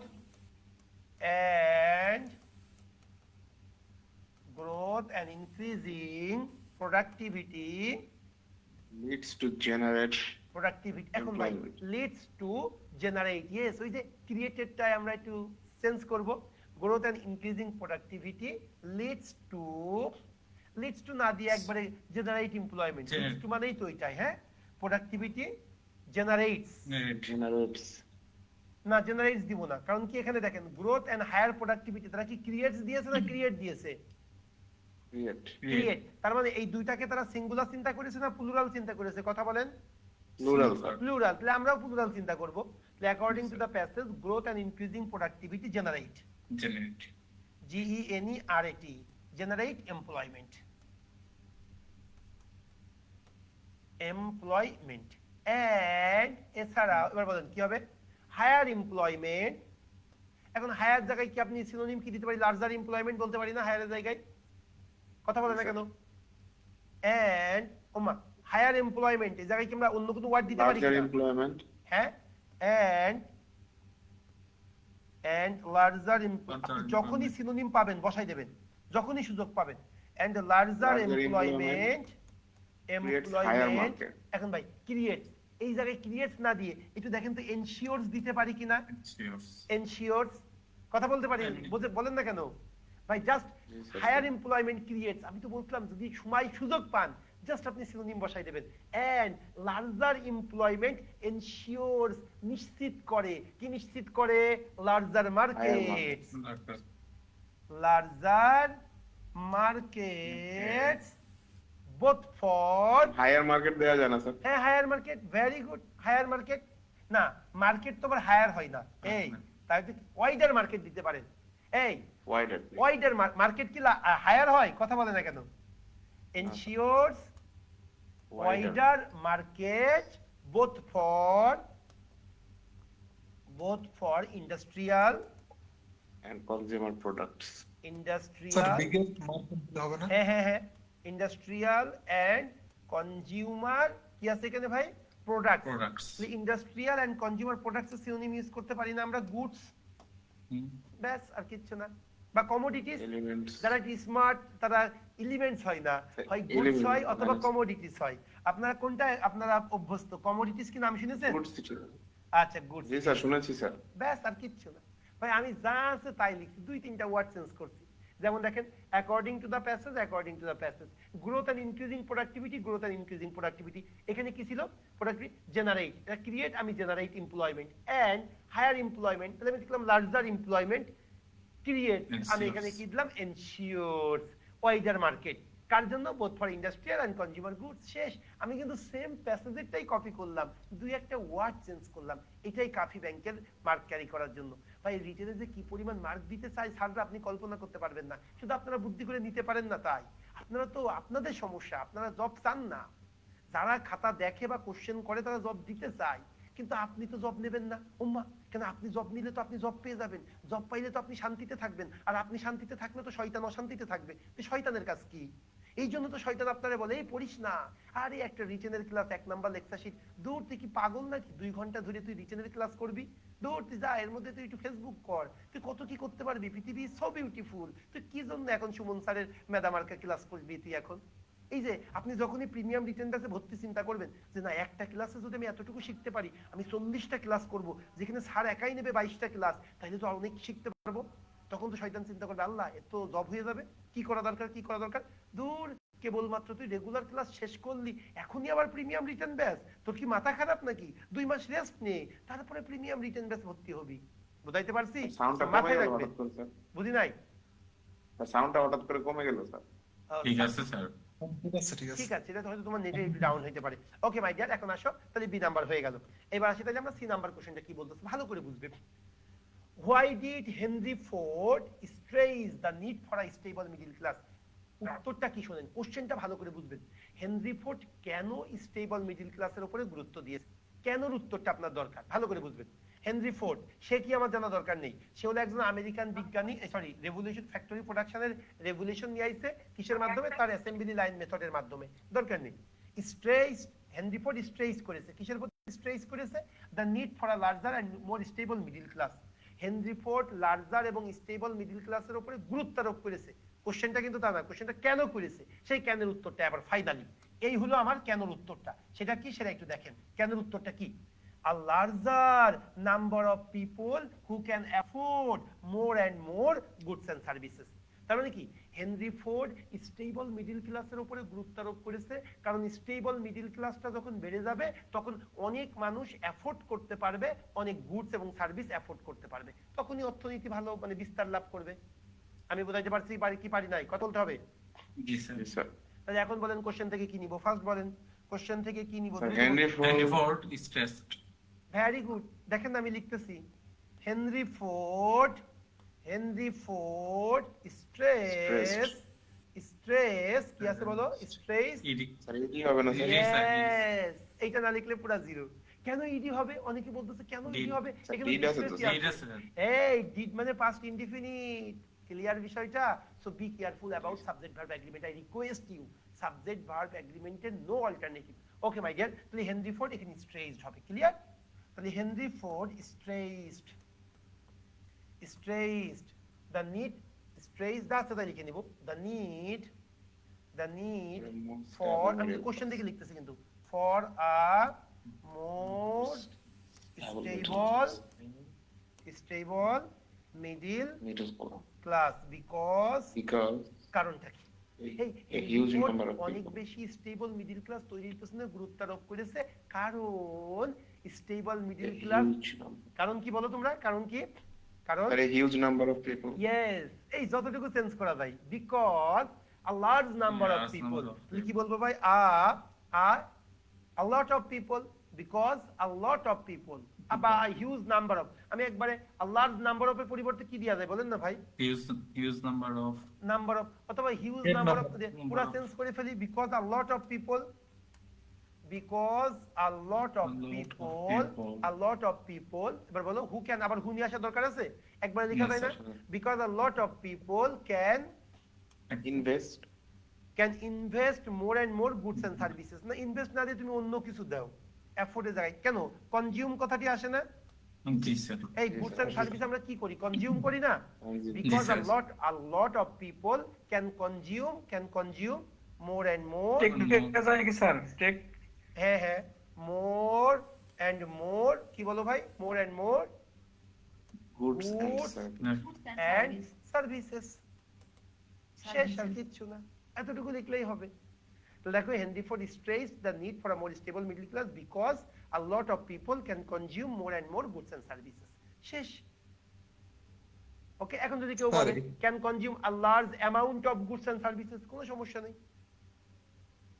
sir কনজিউমের জায়গায় কি টেক দেয়া যায়? হ্যাঁ, can take more and more goods and services, কোনো সমস্যা নেই। ওকে, সো এইভাবে আমাদের কিছু পরিবর্তন করতে হবে, আহামরি কোনো পরিবর্তন না। ওকে, আমি কি পরের কোশ্চেনে যেতে পারি? জি একটা স্যার। কোশ্চেন হ্যাঁ বলো বলো, যে কোনো কোশ্চেন অবশ্যই বলবে প্লিজ। স্যার, এখানে হেনরি ফোর্ড যদি তার একটা বিখ্যাত উক্তি স্যার যদি থাকতো এখানে, হ্যাঁ, এবং ওটা যদি আমাদেরকে হুবহু লিখতে হইতো, সেক্ষেত্রে কি আমরা উক্তিটা হুবহু লিখে দিতাম নাকি ওটা একটু চেঞ্জ করতাম স্যার? কোনটা বলো তো ভাই এই জায়গায়? জি স্যার, ধরেন স্যার, সাপোজ স্যার একটা কোশ্চেন আসলে এরকম যে হেনরি ফোর্ড একটা বিখ্যাত উক্তি বলছে এই বিষয়ে, হ্যাঁ, এবং ওটা আমাদের লিখতে বলছে যে হেনরি ফোর্ড এই বিষয়টাকে কেন উক্তির বলছে। ক্ষেত্রে না, এটা তো কেন বলছে না, তখন তো অবশ্যই পরিবর্তন করবে। কিন্তু যদি বলে শুধু উক্তিটা লিখতে, তখন তো উক্তির কোনো পরিবর্তন হয় না, উক্তি তো উক্তিই বসবে। কিন্তু এরকম মানে এরকম কোশ্চেন তো আসবে না কোনোদিন, জাস্ট এত সহজ কি দিবে স্যার? উক্তিটা তুমি, কারণ উক্তির কোনো পরিবর্তন হয় না। ইউনিভার্সাল ট্রুথ, এরপরে হ্যাবিচুয়াল অথবা সায়েন্টিফিক ফ্যাক্ট, এগুলোর কোনো পরিবর্তন হয় না, ক্লিয়ার? সেইটাই জীবনে আসবে না যে হেনরি ফোর্ডের উক্তিটি লেখো, যেটা প্যাসেজে উল্লেখ আছে। ও বাবা, তাই এটা না, উক্তিটা কেন বলেছে এটা আসতে পারে পরীক্ষায়। হ্যাঁ, শোনো না, একটা চাকরি মানে সরকার তোমাকে 1,26,50,000 টাকা লোন দেবে, বুঝাইতে পেরেছি? বুঝো কিন্তু, বাড়ি বানানোর জন্য 1,20,00,000, গাড়ি না আরো বেশি, গাড়ি মানে প্রথমে শোনো, কম্পিউটারের জন্য 1,50,000, কোনো সুদ নেই। মোটরসাইকেলের জন্য 5 লাখ, কোনো সুদ নেই। বাড়ি বানানোর জন্য 1,20,00,000, মতো 4% সুদ, বছরে মাত্র 12,000 টাকা করে কাটবে মাসে। 1,20,00,000 টাকা দিয়ে মাত্র মাসে 12,000 টাকা কাটবে। এরপরে গাড়ি কেনার জন্য 40 লাখ মাগনা, এরপরে প্রতি মাসে 42,000 গাড়ি চালানোর জন্য। এবার বেতন তো আবার আছে, আবার নতুন পে স্কেল আসবে, এত কিছু পাবা শুধু একটা উক্তি লিখে? এটা কি আশা করা উচিত? অবশ্যই একটু চেঞ্জ করতে হবে। ওকে মাই ডিয়ার, আসো আমরা পরের কোশ্চেনে চলে যাই। এবার আসো, আমাদের আমাদের একটু নাম্বারিং ভুল হয়েছে, এটা বি, এরপরে হলো এটা সি নাম্বার, আর এটা হলো ডি নাম্বার কোশ্চেন। আসো আমরা ডি নাম্বার কোশ্চেনটা কি বলেছিল সেটা শুনবো, ভালো করে বুঝবে। হ্যাঁ, কোশ্চেনটা কি বলতেছে? দ্য প্ল্যানিং হরিজন, আমাদের পরিকল্পনার মাপকাঠি, has hardly ever exceed 5 years, 5 বছর অতিক্রম করে না বললেই চলে। implies what kind of barriers to industrialization, এটা শিল্পায়নের ক্ষেত্রে কোন কোন প্রতিবন্ধকতার প্রতি ইন্ডিকেট করে বা ইমপ্লাই করে, তাই না? কোন কোন প্রতিবন্ধকতা আরেকবার পড়বো, আসো। The planning Harijan has hardly ever exceed 5 years, আমাদের পরিকল্পনা সীমা কখনোই 5 বছর অতিক্রম করে না। এই কারণে কি হয়? Investment have been inadequate for the new plan, নতুন পরিকল্পনার জন্য আমরা ইনভেস্টমেন্ট পাই না। টুয়ার্ডস ডাইভার্সিফিকেশন ঘটে না, এক্সপ্যানশন ঘটে না, মডার্নাইজেশন ঘটে না, এরপরে কি অ্যাসেট ক্রিয়েশন ঘটে না, আরেকটা কি হয় না? ফাইনালি গ্রোথ হয় না। শেষ, এইগুলা লিখলেই হয়। ওকে, এখন তোমরা বলো কেউ কোশ্চেনের সাথে কিভাবে লিখতে চাচ্ছ?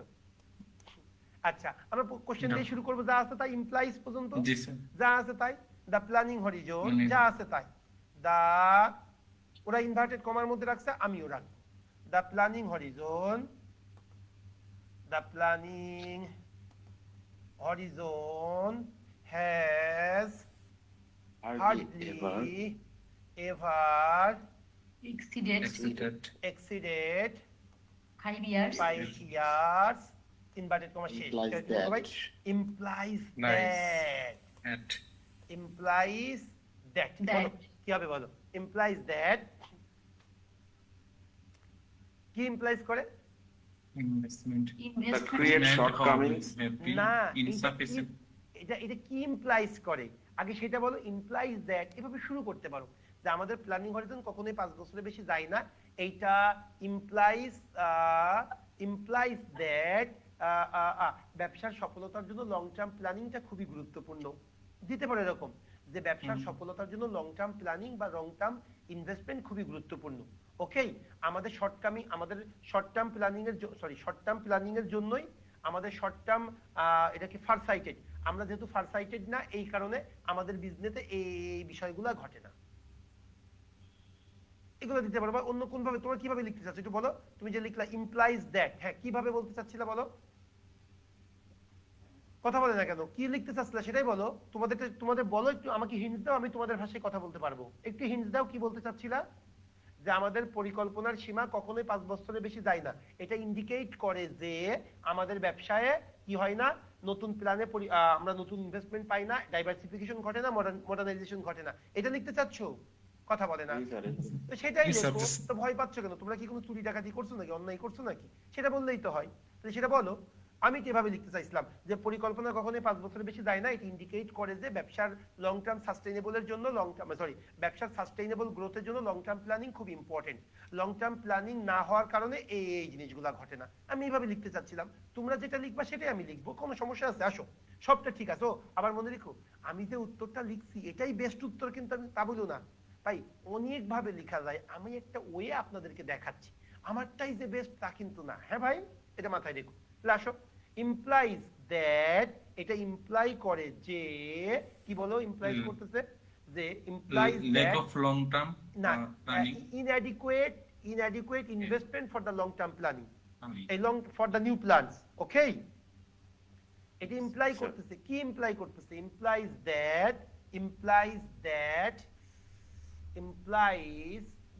মানে মিলতেছে না, একটু দেখো তো অন্যভাবে লেখা যায় কিনা। implies different kind of barriers, এটা হয়েছে, দেখো না। imply করে কি? imply করে what kind of barriers, তাই না? implies different kind of barriers for industrialization such as, ব্যাস তারপরে দিয়ে দাও। সমস্যা হচ্ছে Yes, sir, কিনা? yes, কথা sir. বলতে জি হবে। Sir. Okay, Yes, sir. the planning horizon has hardly ever exceeded 5 years, implies different kinds of barriers kind of- for our industrialization. Implies different kinds of barriers, different kind of barriers to industrialization. To industrialization, such as, এই বাদ দাও। এখানে কি kinds দিতে হবে? হ্যাঁ, different kinds of barriers. তুমি কি দিতে চাচ্ছ সেটা বলো। নিউমেরিয়াস ব্যারিয়ার সেটা দাও, কোনো সমস্যা আছে? আচ্ছা, implies different kinds of barriers two industrialisation such as, এবার কোন কোন ব্যারিয়ার গুলো সেভাবে লিখবা। সাচ অ্যাজ কি বলো ভাই? সাচ অ্যাজ ইনঅ্যাডিকুয়েট, নতুন পরিকল্পনার অভাব। সাচ অ্যাজ ইনঅ্যাডিকুয়েট, কি আছে ভাই? ইনঅ্যাডিকুয়েট ইনভেস্টমেন্ট, কমা, আর কি কি বলো ভাই? ল্যাক অফ ইনঅ্যাডিকুয়েট ইনভেস্টমেন্ট, এরপরে কি বলো না ভাই? Lack of long Lack term of planning. Diversification, lack of, যাতে একবার করে যাই আমরা, ল্যাক অফ ডাইভার্সিফিকেশন, এরপরে কি আছে? এক্সপেনশন, কমা, এরপরে কি আছে? মডার্নাইজেশন, মডার্নাইজ হবে না, modernisation modernisation Modernization. And asset creation, and asset creation. Creation. শেষ। Sir Okay. গ্রোথ দেয়া লাগবে না স্যার? ও ওই গ্রোথ তাহলে দিয়ে ফেললে এন্ড এখানে এন্ড কেটে যাবে আর একটা Creation and growth. এন্ড কখন হয় লাস্টের আগে হয় না তাহলে এবার কি হবে asset Yes, sir. Creation and growth. Asset creation no asset creation and মনে রাখবা Growth. তোমরা আজ থেকে যখনই গ্রোথ পাবা কোনো জায়গায় সাস্টেইনেবল কথাটি লিখবা বর্তমানে সবচেয়ে চার্ম ওয়ার্ড কোনটা জানো এক হলো সাস্টেইনেবল এক হলো inclusion financial inclusion economic inclusion যে কোনো জায়গায় ইনক্লুশন কথাটি মানে সবচেয়ে বেশি চার্ম ওয়ার্ড 2024-25 হ্যাঁ সেটা কোনটা সাস্টেইনেবল এবং ইনক্লুশন হ্যাঁ আরেকটা হলো তোমার যে গ্রিন ফাইন্যান্সিং এই বিষয়গুলা সো তুমি জানো বিষয়টা কেন বলবা না তো আজ থেকে গ্রোথ মানেই মনে রাখবা সেই জায়গায় সাস্টেইনেবল ঢুকাই দিবা ওকে অ্যাসেট ক্রিয়েশন এন্ড একটা বলো ভাই কি হবে Sustainable. সাস্টেইনেবল গ্রোথ শেষ এবার দেখো হয়ে গেল আমাদের তোমাদের মতোই লিখলাম আমি The planning horizon has hardly ever exceeded 5 years implies different kinds of barriers to industrialization such as for example কি inadequate investment এটা একটা এরপরে কমা এরপরে কি আছে lack of diversification expansion সবই তো lack of এইজন্য একবারে দিয়ে দিয়েছি lack of diversification expansion modernization asset creation and sustainable growth lack of sustainable growth তাই তো এই lack of আমি একটা লিখছি তার মানে কি lack of diversification lack of modernization lack of ওগুলো দেয়া আছে, expansion স্যার। lack of সবগুলো expansion সেটাই থাকবে। lack of sustainable growth okay এই স্যার। জি স্যার। ওকে শেষ আর কিচ্ছু না তাহলে এইভাবেই আমরা আমাদের কোশ্চেনগুলোর উত্তরটা লিখবো আর কিচ্ছু না ভাই এতে আপনি বিশ্বাস করেন এই যে কয়েকদিন আগে গত সপ্তাহে পরীক্ষা হলো না কম্বাইন্ড সিনিয়র অফিসার 6টা কোশ্চেনে 30 মার্ক আপনি ভাবতেছেন যা 4টা কোশ্চেনে 20 মার্ক এই 20 মার্কের জন্য কি আপনার অনেক পরিশ্রম করা লাগবে আর আপনাকে তো পরীক্ষায় স্যার। পাঠানোর আগে আমি মিনিমাম 40টা আমি নিজে আপনাদের 10টা প্র্যাকটিস করাবো এবং আপনাদেরকে আরো 20 থেকে 25টা প্র্যাকটিস করাবো মানে আমার এই ক্লাস এবং হলো আমার প্রিমিয়াম রিটেন ব্যাচ নিয়ে সো 25টা যখন প্র্যাকটিস করবেন আমার সাথে যখন 10টা করবেন না হওয়ার কোনো কারণ আছে অবশ্যই আপনারা পারবেন এই জন্যই তো আপনাদেরকে বলা হয় যে রেগুলার ব্যাচটা আপনারা তো রেগুলার ব্যাচটা শেষ হওয়া মাত্রই বা আপনি যখনই রিটেন শুরু হবে যদি সুযোগ পান কারণ আমাদের প্রিমিয়াম রিটেন ব্যাচ তো সবসময় শুরু হয় না 2.5 মাস পর পর একটা করে ব্যাচ আসে কারণ এটা আমরা ডাবল ব্যাচ চালাই না যেমন আমার একসাথে আমার 14টা 15টা ব্যাচ চলে এই আপনাদের প্রিলি রিটেন ভাই বাজারে রেগুলার ব্যাচ কিন্তু রিটেনটা যেহেতু আমি ঢাকার বাইরে এবং আমি তারেক স্যারের বাইরে কেউ করাই না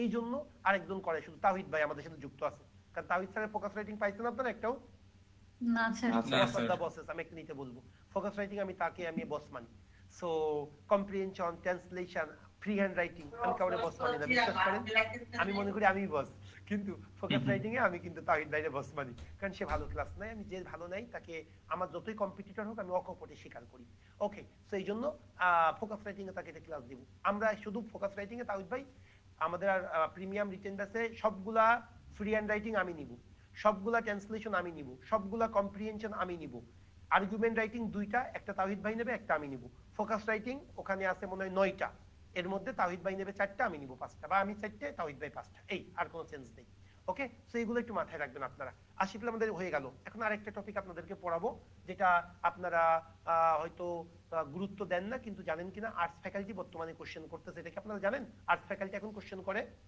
জি স্যার। জি স্যার। ফ্যাকাল্টি কোশ্চেন করলেই মনে রাখবেন প্রিসিজ বা summary writing important be careful so এইটা কিন্তু আপনাদেরকে শিখতে হবে ভাই একটা শিখলে ইজি কম্প্রিহেনশন যেমন ভালো লাগা কাজ করতেছে এরকম আপনারা দেখবেন যে প্রিসিজ রাইটিংও ভালো লাগা কাজ করবে এগুলো অল্প পরিশ্রমে ম্যাক্সিমাম মার্ক পাওয়া যায় আচ্ছা প্রিসিজ রাইটিং এটা 15 মার্কও থাকে 20 মার্কও থাকে ক্লিয়ার যেমন লাস্ট 2টা পরীক্ষাতে আর্টস ফ্যাকাল্টি যে ক্লাসটা পরীক্ষাটা নিয়েছে ওখানে কিন্তু 15 মার্ক ছিল কিন্তু এর আগে সব 20 মার্ক করেছিল সব 15 আসুক 20 হোক আমরা নিয়মটা জেনে রাখবো ওকে সো আসেন স্যার বলো ভাই প্রিসিজ এন্ড সামারি রাইটিং স্যার আমরা আপনার এই লেকচারের আগের লেকচারে যে পিডিএফটা দিবেন ওখানে আপনি যে সলভ করাইছেন স্যার এটাও কি থাকবে স্যার মানে অ্যানসারটাও থাকবে? না আনসার তো ভিডিও দেওয়া আছে আপনাকে গ্রুপ থেকে দিতে স্যার হবে বুঝতে পারছি। গ্রুপ জি থেকে স্যার দুইটারই ভিডিও গ্রুপে দেওয়া থাকবে আর পিডিএফটা যেহেতু কোশ্চেনটা করবেন পিডিএফটা আমি আজকে দিয়ে দিব clear G sir okay G sir okay my deer এখন আসেন কম্প্রিহেনশন স্যার আমরা কতটুকু সময় ব্যয় করব ও কম্প্রিহেনশনের জন্য আপনি সময় পাবেন 12 থেকে 14 মিনিট যদি 30 মার্ক থাকে 12 থেকে 16 মিনিট 16 মিনিট মনে রাখবেন যদি 30 মার্ক থাকে আর যদি 20 মার্ক থাকে 12 মিনিট মানে 14 মিনিট দিতে পারবেন এর বেশি 1 মিনিটও না এখন আপনি বলবেন স্যার আপনি তো পুরো 1 ঘন্টা ধরে সলভ করাইলেন আপনি না 1 ঘন্টা 57 মিনিট ধরে সলভ করাইলেন আমি 12 মিনিট বা 14 মিনিটে কেমনে করব ভাই আমি তো আপনাদেরকে ওয়েটা দেখাইলাম কত গল্প করলাম কত কি বললাম এই জন্য আমি তো ওয়েটা পড়াবো এই ওয়েতে আপনি যখন 10 থেকে 15টা প্র্যাকটিস করবেন দেখবেন আপনার 15 মিনিটই হয়ে যাচ্ছে ক্লিয়ার বিষয়টা জি স্যার। এখন আসেন প্রিসিজ এন্ড সামারি রাইটিং এটা শিখবো আমি 1 নাম্বার লেকচার শিটে খুব চমৎকার ভাবে আপনাদেরকে প্রিসিজ এবং সামারি রাইটিং লেখার কিছু নিয়ম আছে, আমি ওই নিয়মগুলো দিয়েছিলাম। তবে এখন যদি একটু বলি আপনাদেরকে, প্রিসিজ এবং সামারি রাইটিং হলো, ছোটবেলায় আমরা সারাংশ ও সারমর্ম পড়েছিলাম। দ্যাট মিন্স বড় একটা প্যাসেজ থাকবে, এই প্যাসেজে আপনি জিস্ট কথাটা, যেটা কোর ওয়ার্ড, সেগুলো আপনি লিখে দেবেন। এই আর প্রিসিজ সামারি রাইটিং এর সবচেয়ে কমন যে কোশ্চেনটা, স্যার আমি কতটুকু লিখবো, মনে রাখবেন প্যাসেজটা যদি বড় হয় 4 ভাগের 1 ভাগ, প্যাসেজটা যদি ছোট হয় 3 ভাগের 1 ভাগ, এতটুকু লিখলেই হয়েছে। ক্লিয়ার? স্পেসিফিক কোনো জায়গায় কোনো স্পেসিফিক নাই যে আপনাকে 7 লাইন 8 লাইন লিখতে হবে। এইভাবে আমি কেমব্রিজ ডিকশনারিতে, সরি অক্সফোর্ড ডিকশনারিতে আমি একটা ক্লু পেয়েছিলাম, ওখানে একটা তথ্য বলা ছিল যে যদি প্যাসেজটা বড় হয়, দ্যাট মিন্স 20 লাইনের একটা প্যাসেজ হয়, তখন আপনি 4 ভাগের 1 ভাগ লিখবেন। আর যদি প্যাসেজটা ছোট হয়, ধরেন আপনি 10 থেকে 12 লাইনের, তাহলে আপনি কি করবেন, আপনি 3 ভাগের 1 ভাগ লিখবেন। তার মানে ইন আ সেন্স আমরা বলতে পারি 4 থেকে 6 লাইনের মধ্যে আমাদের প্যাসেজটা সলভ করা উত্তম। এই আর প্যাসেজ এবং হলো প্রিসিজ রাইটিং একই কথা, ডিরেক্টলি প্যাসেজ থেকে কপি না করাই শ্রেয়। জাস্ট মূল প্যাসেজটা আপনি 2 বার পড়বেন, 2 বার পড়ার কিভাবে বলবেন সেটা পরে বলবো। জাস্ট প্যাসেজটা পড়বেন, পড়ে আপনি মূল বিষয়গুলো আপনি লিখবেন। এই এখানে ডিরেক্টলি কপি করবেন না, নিজের ভাষায় লেখার চেষ্টা করবেন। ওকে, এইবার আসেন আমরা সলভ করব কি করে। আমরা সলভ করব হলো, একটা প্যাসেজ লেখার জন্য আপনি 12 মিনিট, এটার জন্য আপনি 10 থেকে 12 মিনিট সময় পাবেন। এর মধ্যে আপনি কি করবেন, আপনি প্রথম 1 মিনিটের মধ্যে পুরো প্যাসেজটা পড়ে ফেলবেন একটানা, জাস্ট স্কিম থ্রু। এটাতে আপনাকে খুব ভালো মতো বুঝতে হবে না, কারণ প্যাসেজটা আগে একটু ধারণা দরকার, আপনি প্যাসেজটা কি বলতেছে। সো 1 থেকে 1.5 মিনিট বা 2 মিনিটের মধ্যে পুরো প্যাসেজটা একটানা পড়ে যাবেন। পড়ার পরে কিন্তু একটা হালকা ধারণা এসেছে। এইবার আপনি 3 মিনিট সময় নিয়ে প্যাসেজটা পড়বেন। তবে দ্বিতীয়বার আপনি যখন প্যাসেজটা পড়বেন, আপনি কি করবেন, কিওয়ার্ডগুলোর নিচে আন্ডারলাইন। কারণ একটা প্যাসেজে সবকিছু দরকার না, যেটা আপনি লিখতে চাচ্ছেন, প্রথমবারে সেটা ধারণা পাইছেন, দ্বিতীয়বারে যে ওয়ার্ডগুলো লিখতে চাচ্ছেন বা যে বিষয়গুলো লিখতে চাচ্ছেন, ওর নিচে একটু কি করবেন, আপনি আন্ডারলাইন করে রাখবেন। এইবার আপনি প্যাসেজটা নিজের ভাষায় লেখার চেষ্টা করবেন। তবে প্যাসেজ যেহেতু সংক্ষেপে হয়, এখানে ফর এক্সাম্পল উদাহরণ দেওয়া যাবে না, প্যাসেজের কোর কথাটি লিখতে হবে। এখানে কমপ্লেক্স সেন্টেন্স লিখবেন না। এটাকে একটা লাইনে লেখা যায় কিনা দেখো তো, প্রিসিজ মানেই তো ছোট, ভালো করে বুঝো। জি স্যার। ইন্টেনশনালি আ সাবস্টেন্স, ভালো করে বুঝো, a substance intentionally added to a food item, reducing its quality for making profit, is called food adulteration. আমি বোঝাইতে পারছি কি পারি নাই? এখন না ভাই, সবগুলো একবারে। An intentional ঐচ্ছিক addition, an intentional addition মানে ঐচ্ছিক ভাবে যুক্ত, কার সাথে, to a food item, food আইটেমের সাথে, through decreasing its quality, এর কোয়ালিটি কমানোর মাধ্যমে, ফর ইনক্রিজিং প্রফিট, প্রফিট বাড়ানোর জন্য, ইজ কল্ড ফুড অ্যাডাল্ট্রেশন। এটা কি ফুড অ্যাডাল্ট্রেশন বলে। এইভাবে বলেছিলাম 4-5টা লাইনকে 1 লাইনে নিয়ে আসতে হবে, বুঝেছো বিষয়টা? তাহলে দেখো এই যে সেন্টেন্সটা আমি শুধু 1 লাইন লিখবো না, তাহলে আমার হয়ে গেল। এবার আসো, the major reasons for the intentional addition of this adulterant is for increasing the profit, এবং মূল কারণটা হলো প্রফিট বাড়ানো। এই এটাও কি আমার মধ্যে ঢুকে গেছে না? জি স্যার। এবার আসো, এইটাও কিন্তু ওর মধ্যে চলে গেল। Profit margin on the expense of the health of public and consumer. কিন্তু ভাই দোকানদাররা প্রফিট বাড়াচ্ছে কার এগেইনস্টে? আমাদের হেলথের খরচ বাড়ানোর ফলে। দেখেন একটা মানুষ কিন্তু 10 টাকা বেশি লাভ করতেছে, এর ফলে কিন্তু আমাকে ডাক্তারের কাছে বেশি যাওয়া লাগতেছে। আমি বুঝাইতে পারছি কিনা? Okay, food adulteration has become severe problem.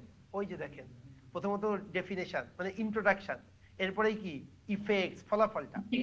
Okay, has become several problem in the country, দেশে ব্যাপক সমস্যা হচ্ছে। উই কনজিউম ফুড, আমরা খাদ্য কনজিউম করি টু লিভ, আমরা অ্যাকচুয়ালি বেঁচে থাকার জন্য খাবার খাই। Yet known yet how safe are the food that we are consuming on daily basis. বলতে আমরা বেঁচে থাকার জন্য খাবার খাই, কিন্তু আমরা যে খাবারটা খাচ্ছি এটা কতই নিরাপদ, এটা কোশ্চেন আমাদের কাছে থ্রো করছে।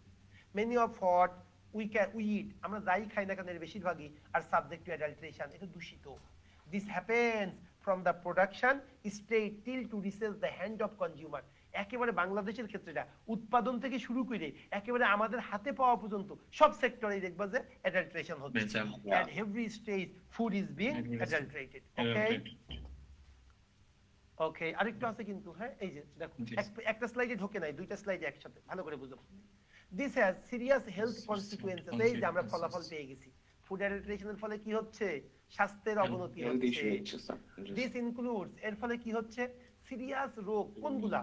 ক্রনিক এইলমেন্টস, ক্রনিক এইলমেন্টস বোঝো, দীর্ঘস্থায়ী যে রোগ বা খুবই খতরনাক যে রোগগুলা, ক্যান্সার, লিভার পচে যাচ্ছে, কিডনি ড্যামেজ হচ্ছে, এগুলা ক্রনিক এলিমেন্ট। তোমরা দেখো, এই যে দেখো, তোমাদের না আগ্রহটা কম, তোমরা কেন বোঝো না? আমরা সবসময় বলি ইলনেস ইলনেস ইলনেস, এখানে এটা কি চমৎকার ওয়ার্ড পাইলাম, ইলনেস এর সিনোনিম। তাহলে এবার থেকে একবার যদি ইলনেস ইউজ করি, আর একবার কি এইলমেন্টস আমরা বলতে পারবো না? জি স্যার। যে আমি জি, স্যার। একটা এলিমেন্টসে আমি Ailments। ভুগতেছি, যার জন্য আমি আসতে পারিনি গতকালকে। না, আমি ইলনেসে ভুগতেছি। না, এরকম সিনোনিম গুলা ইউজ করবা। Okay, this includes chronic elements. Food অ্যাডাল্টারেশনের ফলে আমরা ক্রনিক এলিমেন্টসে ভুগতেছি, which have devastating effect on our life, যেটা আমাদের জীবনে কি করেছে, ব্যাপক একটা সমস্যা তৈরি করতেছে। তাহলে এই পুরোটা কিন্তু আমরা একটা ফলাফলের মধ্যে লিখবো। এবার আসো, ওই যে two prevent adulteration of food, যদি আমরা ফুড অ্যাডাল্টারেশন প্রিভেন্ট করতে চাই, তাহলে দেখো এখানে কি এসেছে, প্রথমে ইন্ট্রোডাকশন দিয়েছে, তারপরে ইফেক্টস দিয়েছে, এরপরে কি রিজন দিয়েছে না ডিরেক্টলি রিকমেন্ডেশনে চলে গেছে? রিকমেন্ডেশন। রিকমেন্ডেশন। একটা দুইটা নাও থাকতে পারে, আমার তো দরকার নেই, সব থাকতে হবে। হ্যাঁ, ওকে। এবার দেখো রিকমেন্ডেশনে, তাহলে আমরা 3 প্যারা করবো এখানে। দেখো কয় প্যারা করব, প্রথমে ইন্ট্রো লিখবো, তারপর ইফেক্ট লিখবো, তারপরে রিকমেন্ডেশন। আর যেহেতু এটা প্রিসিজ রাইটিং, এখানে কি কনক্লুশন এত কিছু দরকার আছে? না, যত না। শর্ট করা যায় না, স্যার। এই 3টা লিখলেই আমার হয়ে যাচ্ছে। Okay, to prevent adulteration of food, the state machinery has to play significant role. যদি আমরা ফুড অ্যাডাল্টারেশন সেভ করতে চাই, কন্ট্রোল করতে চাই, স্টেট মেশিনারি মানে কি ভাই? সরকারের যে আর কি মেশিনারি গুলো আছে, যারা এই দপ্তরে কাজ করবে, পুলিশ, বিডিআর, খাদ্য অধিদপ্তরের যারা আর কি ওয়াচডগ হিসেবে কাজ করে, এরা আর কি এদেরকে আর কি অ্যাক্টিভ হইতে হবে। দ্য ফুড সেফটি অথরিটি, যারা ফুড সেফটি অথরিটি নিয়ে কাজ করে, যেমন আমাদের কি বিএসটিআই, কিছু মানে না, টাকা দিলে হয়ে যায়, must enhance its watchdog role. Watchdog role মানে কি? এর পরিদর্শকের মানে কি নাম বলে, নাম তো ভুলে গেলাম, রাজশাহী সরি কুষ্টিয়া ইউনিভার্সিটির স্টুডেন্ট, ভোক্তা অধিদপ্তরের ব্যাপক নাম কুড়াইছে, নাম কি? জি স্যার, আমাদের ক্যাম্পাসে। আচ্ছা, কুষ্টিয়া ইউনিভার্সিটির। হ্যাঁ, আচ্ছা, কি জানো বললা, নামটা খুব চমৎকার, একজন ছিল জব্বার স্যার আছে। জব্বার। উনি তো জব্বার। আমি ওনার কথাই বলতেছি। হ্যাঁ, দেখো উনি কিন্তু খুব ভালো একটা রোল প্লে করে। ওকে, যাই হোক, ফুড সেফটি অথরিটিকে আরো বেশি ওয়াচডগ রোল পালন করতে হবে। বাট ইন স্টেট, প্রথমেই দেখো, যদি আমরা ফুড অ্যাডাল্টারেশন গুলো প্রিভেন্ট করতে চাই, প্রথমত কি বললো, স্টেট মেশিনারিকে সচেতন হইতে হবে। এরপর এগুলো তোমরা মার্ক করে রাখবো, কারণ এগুলো তোমরা লিখবো, এই স্টেট মেশিনারিকে সচেতন হইতে হবে, তাই না? এরপরে কি ছিল, ফুড সেফটি অথরিটিকে ওয়াচডগ রোল বাড়াইতে হবে। এরপরে কি আছে আর একটু দেখি আমরা, we are observing that they cannot effectively play a significant role. আমরা দেখি ডিউ টু লিমিটেশন, বিভিন্ন সীমাবদ্ধতা থাকার কারণে তারা ভালো রোল প্লে করতে পারে না।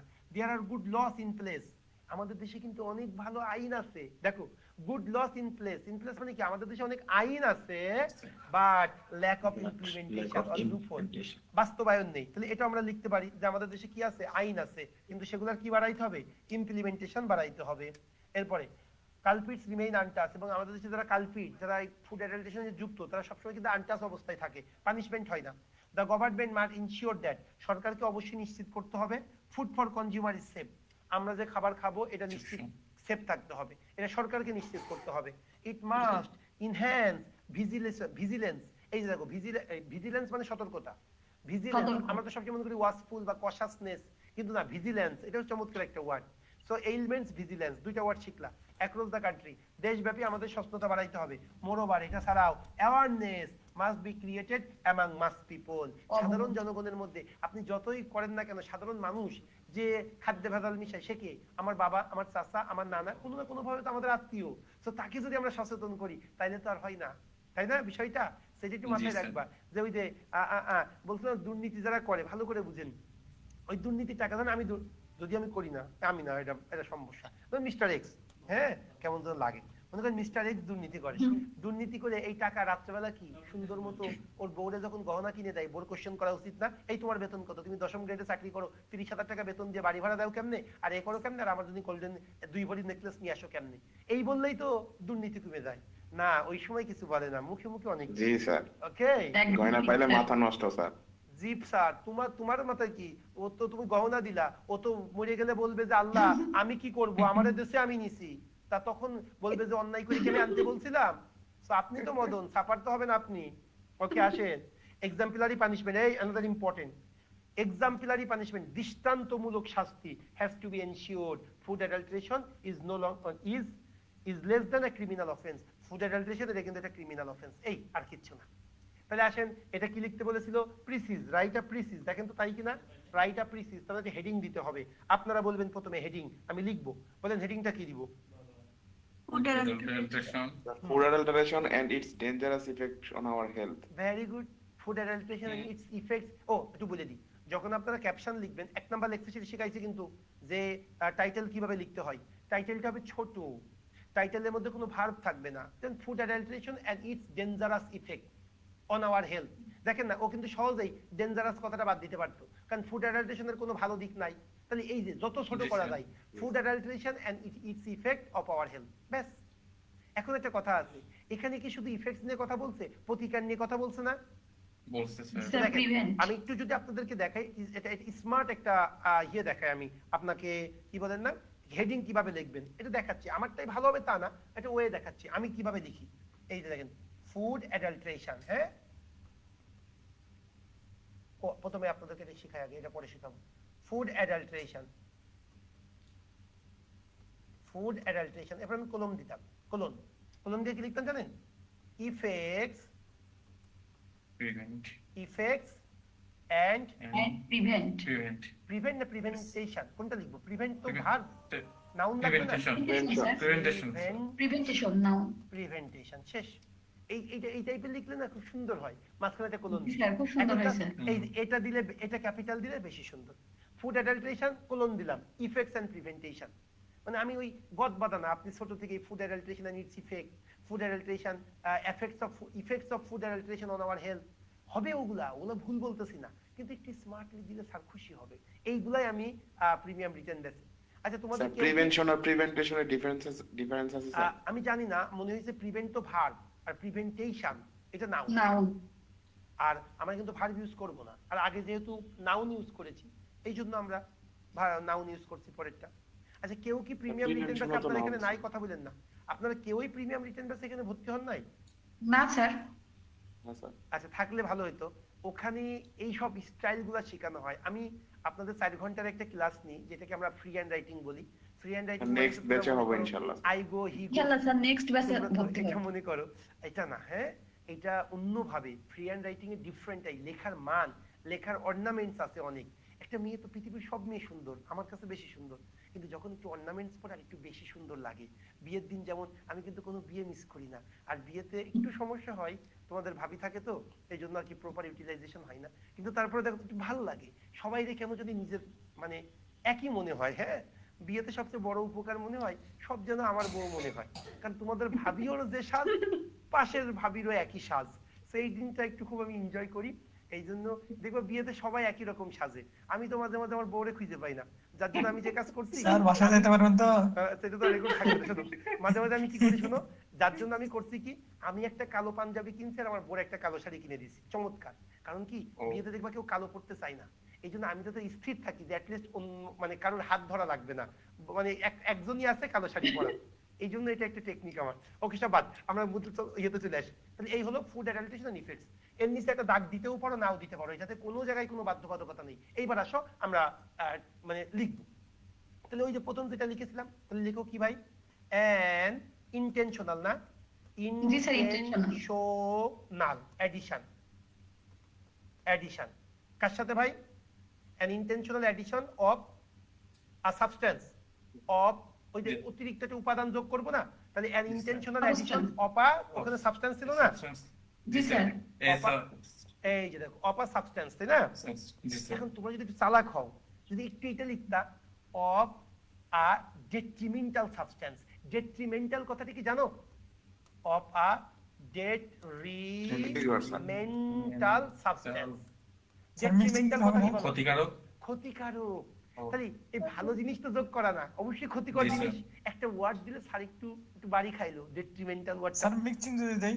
আমি যদি, হ্যাঁ বলো কি? মিক্সিং। মিক্সিং অত দরকারই নেই। মিক্সিং ফিক্সিং কি আবার? মিক্সিং যদি ভালো জিনিস স্যার মিশাও খারাপ করতে হবে তাহলে তো খারাপ না। স্যার ডেট্রি খাদ্যের সাথে খাবার খারাপ কিছু মিক্স করা আর সে কি। খারাপটা উচ্চারণ লেখো, মিক্সিং কি আবার? আচ্ছা ওকে, সমস্যা নেই। দেখো, an intentional addition of a detrimental substance to a food item, to a food item, এটা খারাপ আইটেমের সাথে, খাদ্য আইটেমের সাথে, to a ফুড আইটেম। আমি ফুড আইটেমের সাথে আমি একটা ক্ষতিকারক জিনিস আমি কি করলাম অ্যাড করলাম ওকে কিসের জন্য add ফর করলাম? Achieving Profit. for increasing profit Increasing profit. for কি বলো ভাই Increasing profit. for Profit. increasing profit এটাকে আমরা কি বলি বলো Margin. ভাই is Is called Called Food. Food food adulteration. ব্যাস ফুড অ্যাডাল্টারেশন এই ভাই দুইটা লাইন কি একসাথে হয়ে গেল এইবার লিখবা এর অনেক ক্ষতিকর প্রভাব আছে আমাদের স্বাস্থ্যের জন্য ফুড অ্যাডাল্টারেশন কি করব আমরা এটা আমাদের স্বাস্থ্যকে কি করে আমাদের ব্যাপক প্রভাব ওই যে আছে না কি এটা পাইছিলাম না ক্রনিক ডিজিজ হ্যাঁ ও এটা আমাদের ক্রনিক ডিজিজ তৈরি করে ওইটা কোন জায়গায় ছিল লাইনটা ডিভাস্টেটিং কথাটা আমি পাইছিলাম এটা এই যে, এই Ailments. This includes chronic ailments which have devastating effects on our life. Okay? Lives. Lives. এই দুইটা এখন একসাথে করে দাও যে ফুড অ্যাডাল্টারেশন কি লিখবো food adulteration makes a devastating effects on our life অথবা That food it adulteration causes- It has occurred, Covenant. হ্যাঁ it has occurred a chronic ailments তো এভাবে লেখো the food adulteration creates chronic ailments to the people. Okay? Devastating কথাটা লিখো আমার ভালো লাগছে হ্যাঁ food adulteration স্যার ইট দিয়ে করেন স্যার food adulteration eat যেহেতু food adulteration sir. লিখতেছি জি, ওকে sir. eat nice is the তাহলে it has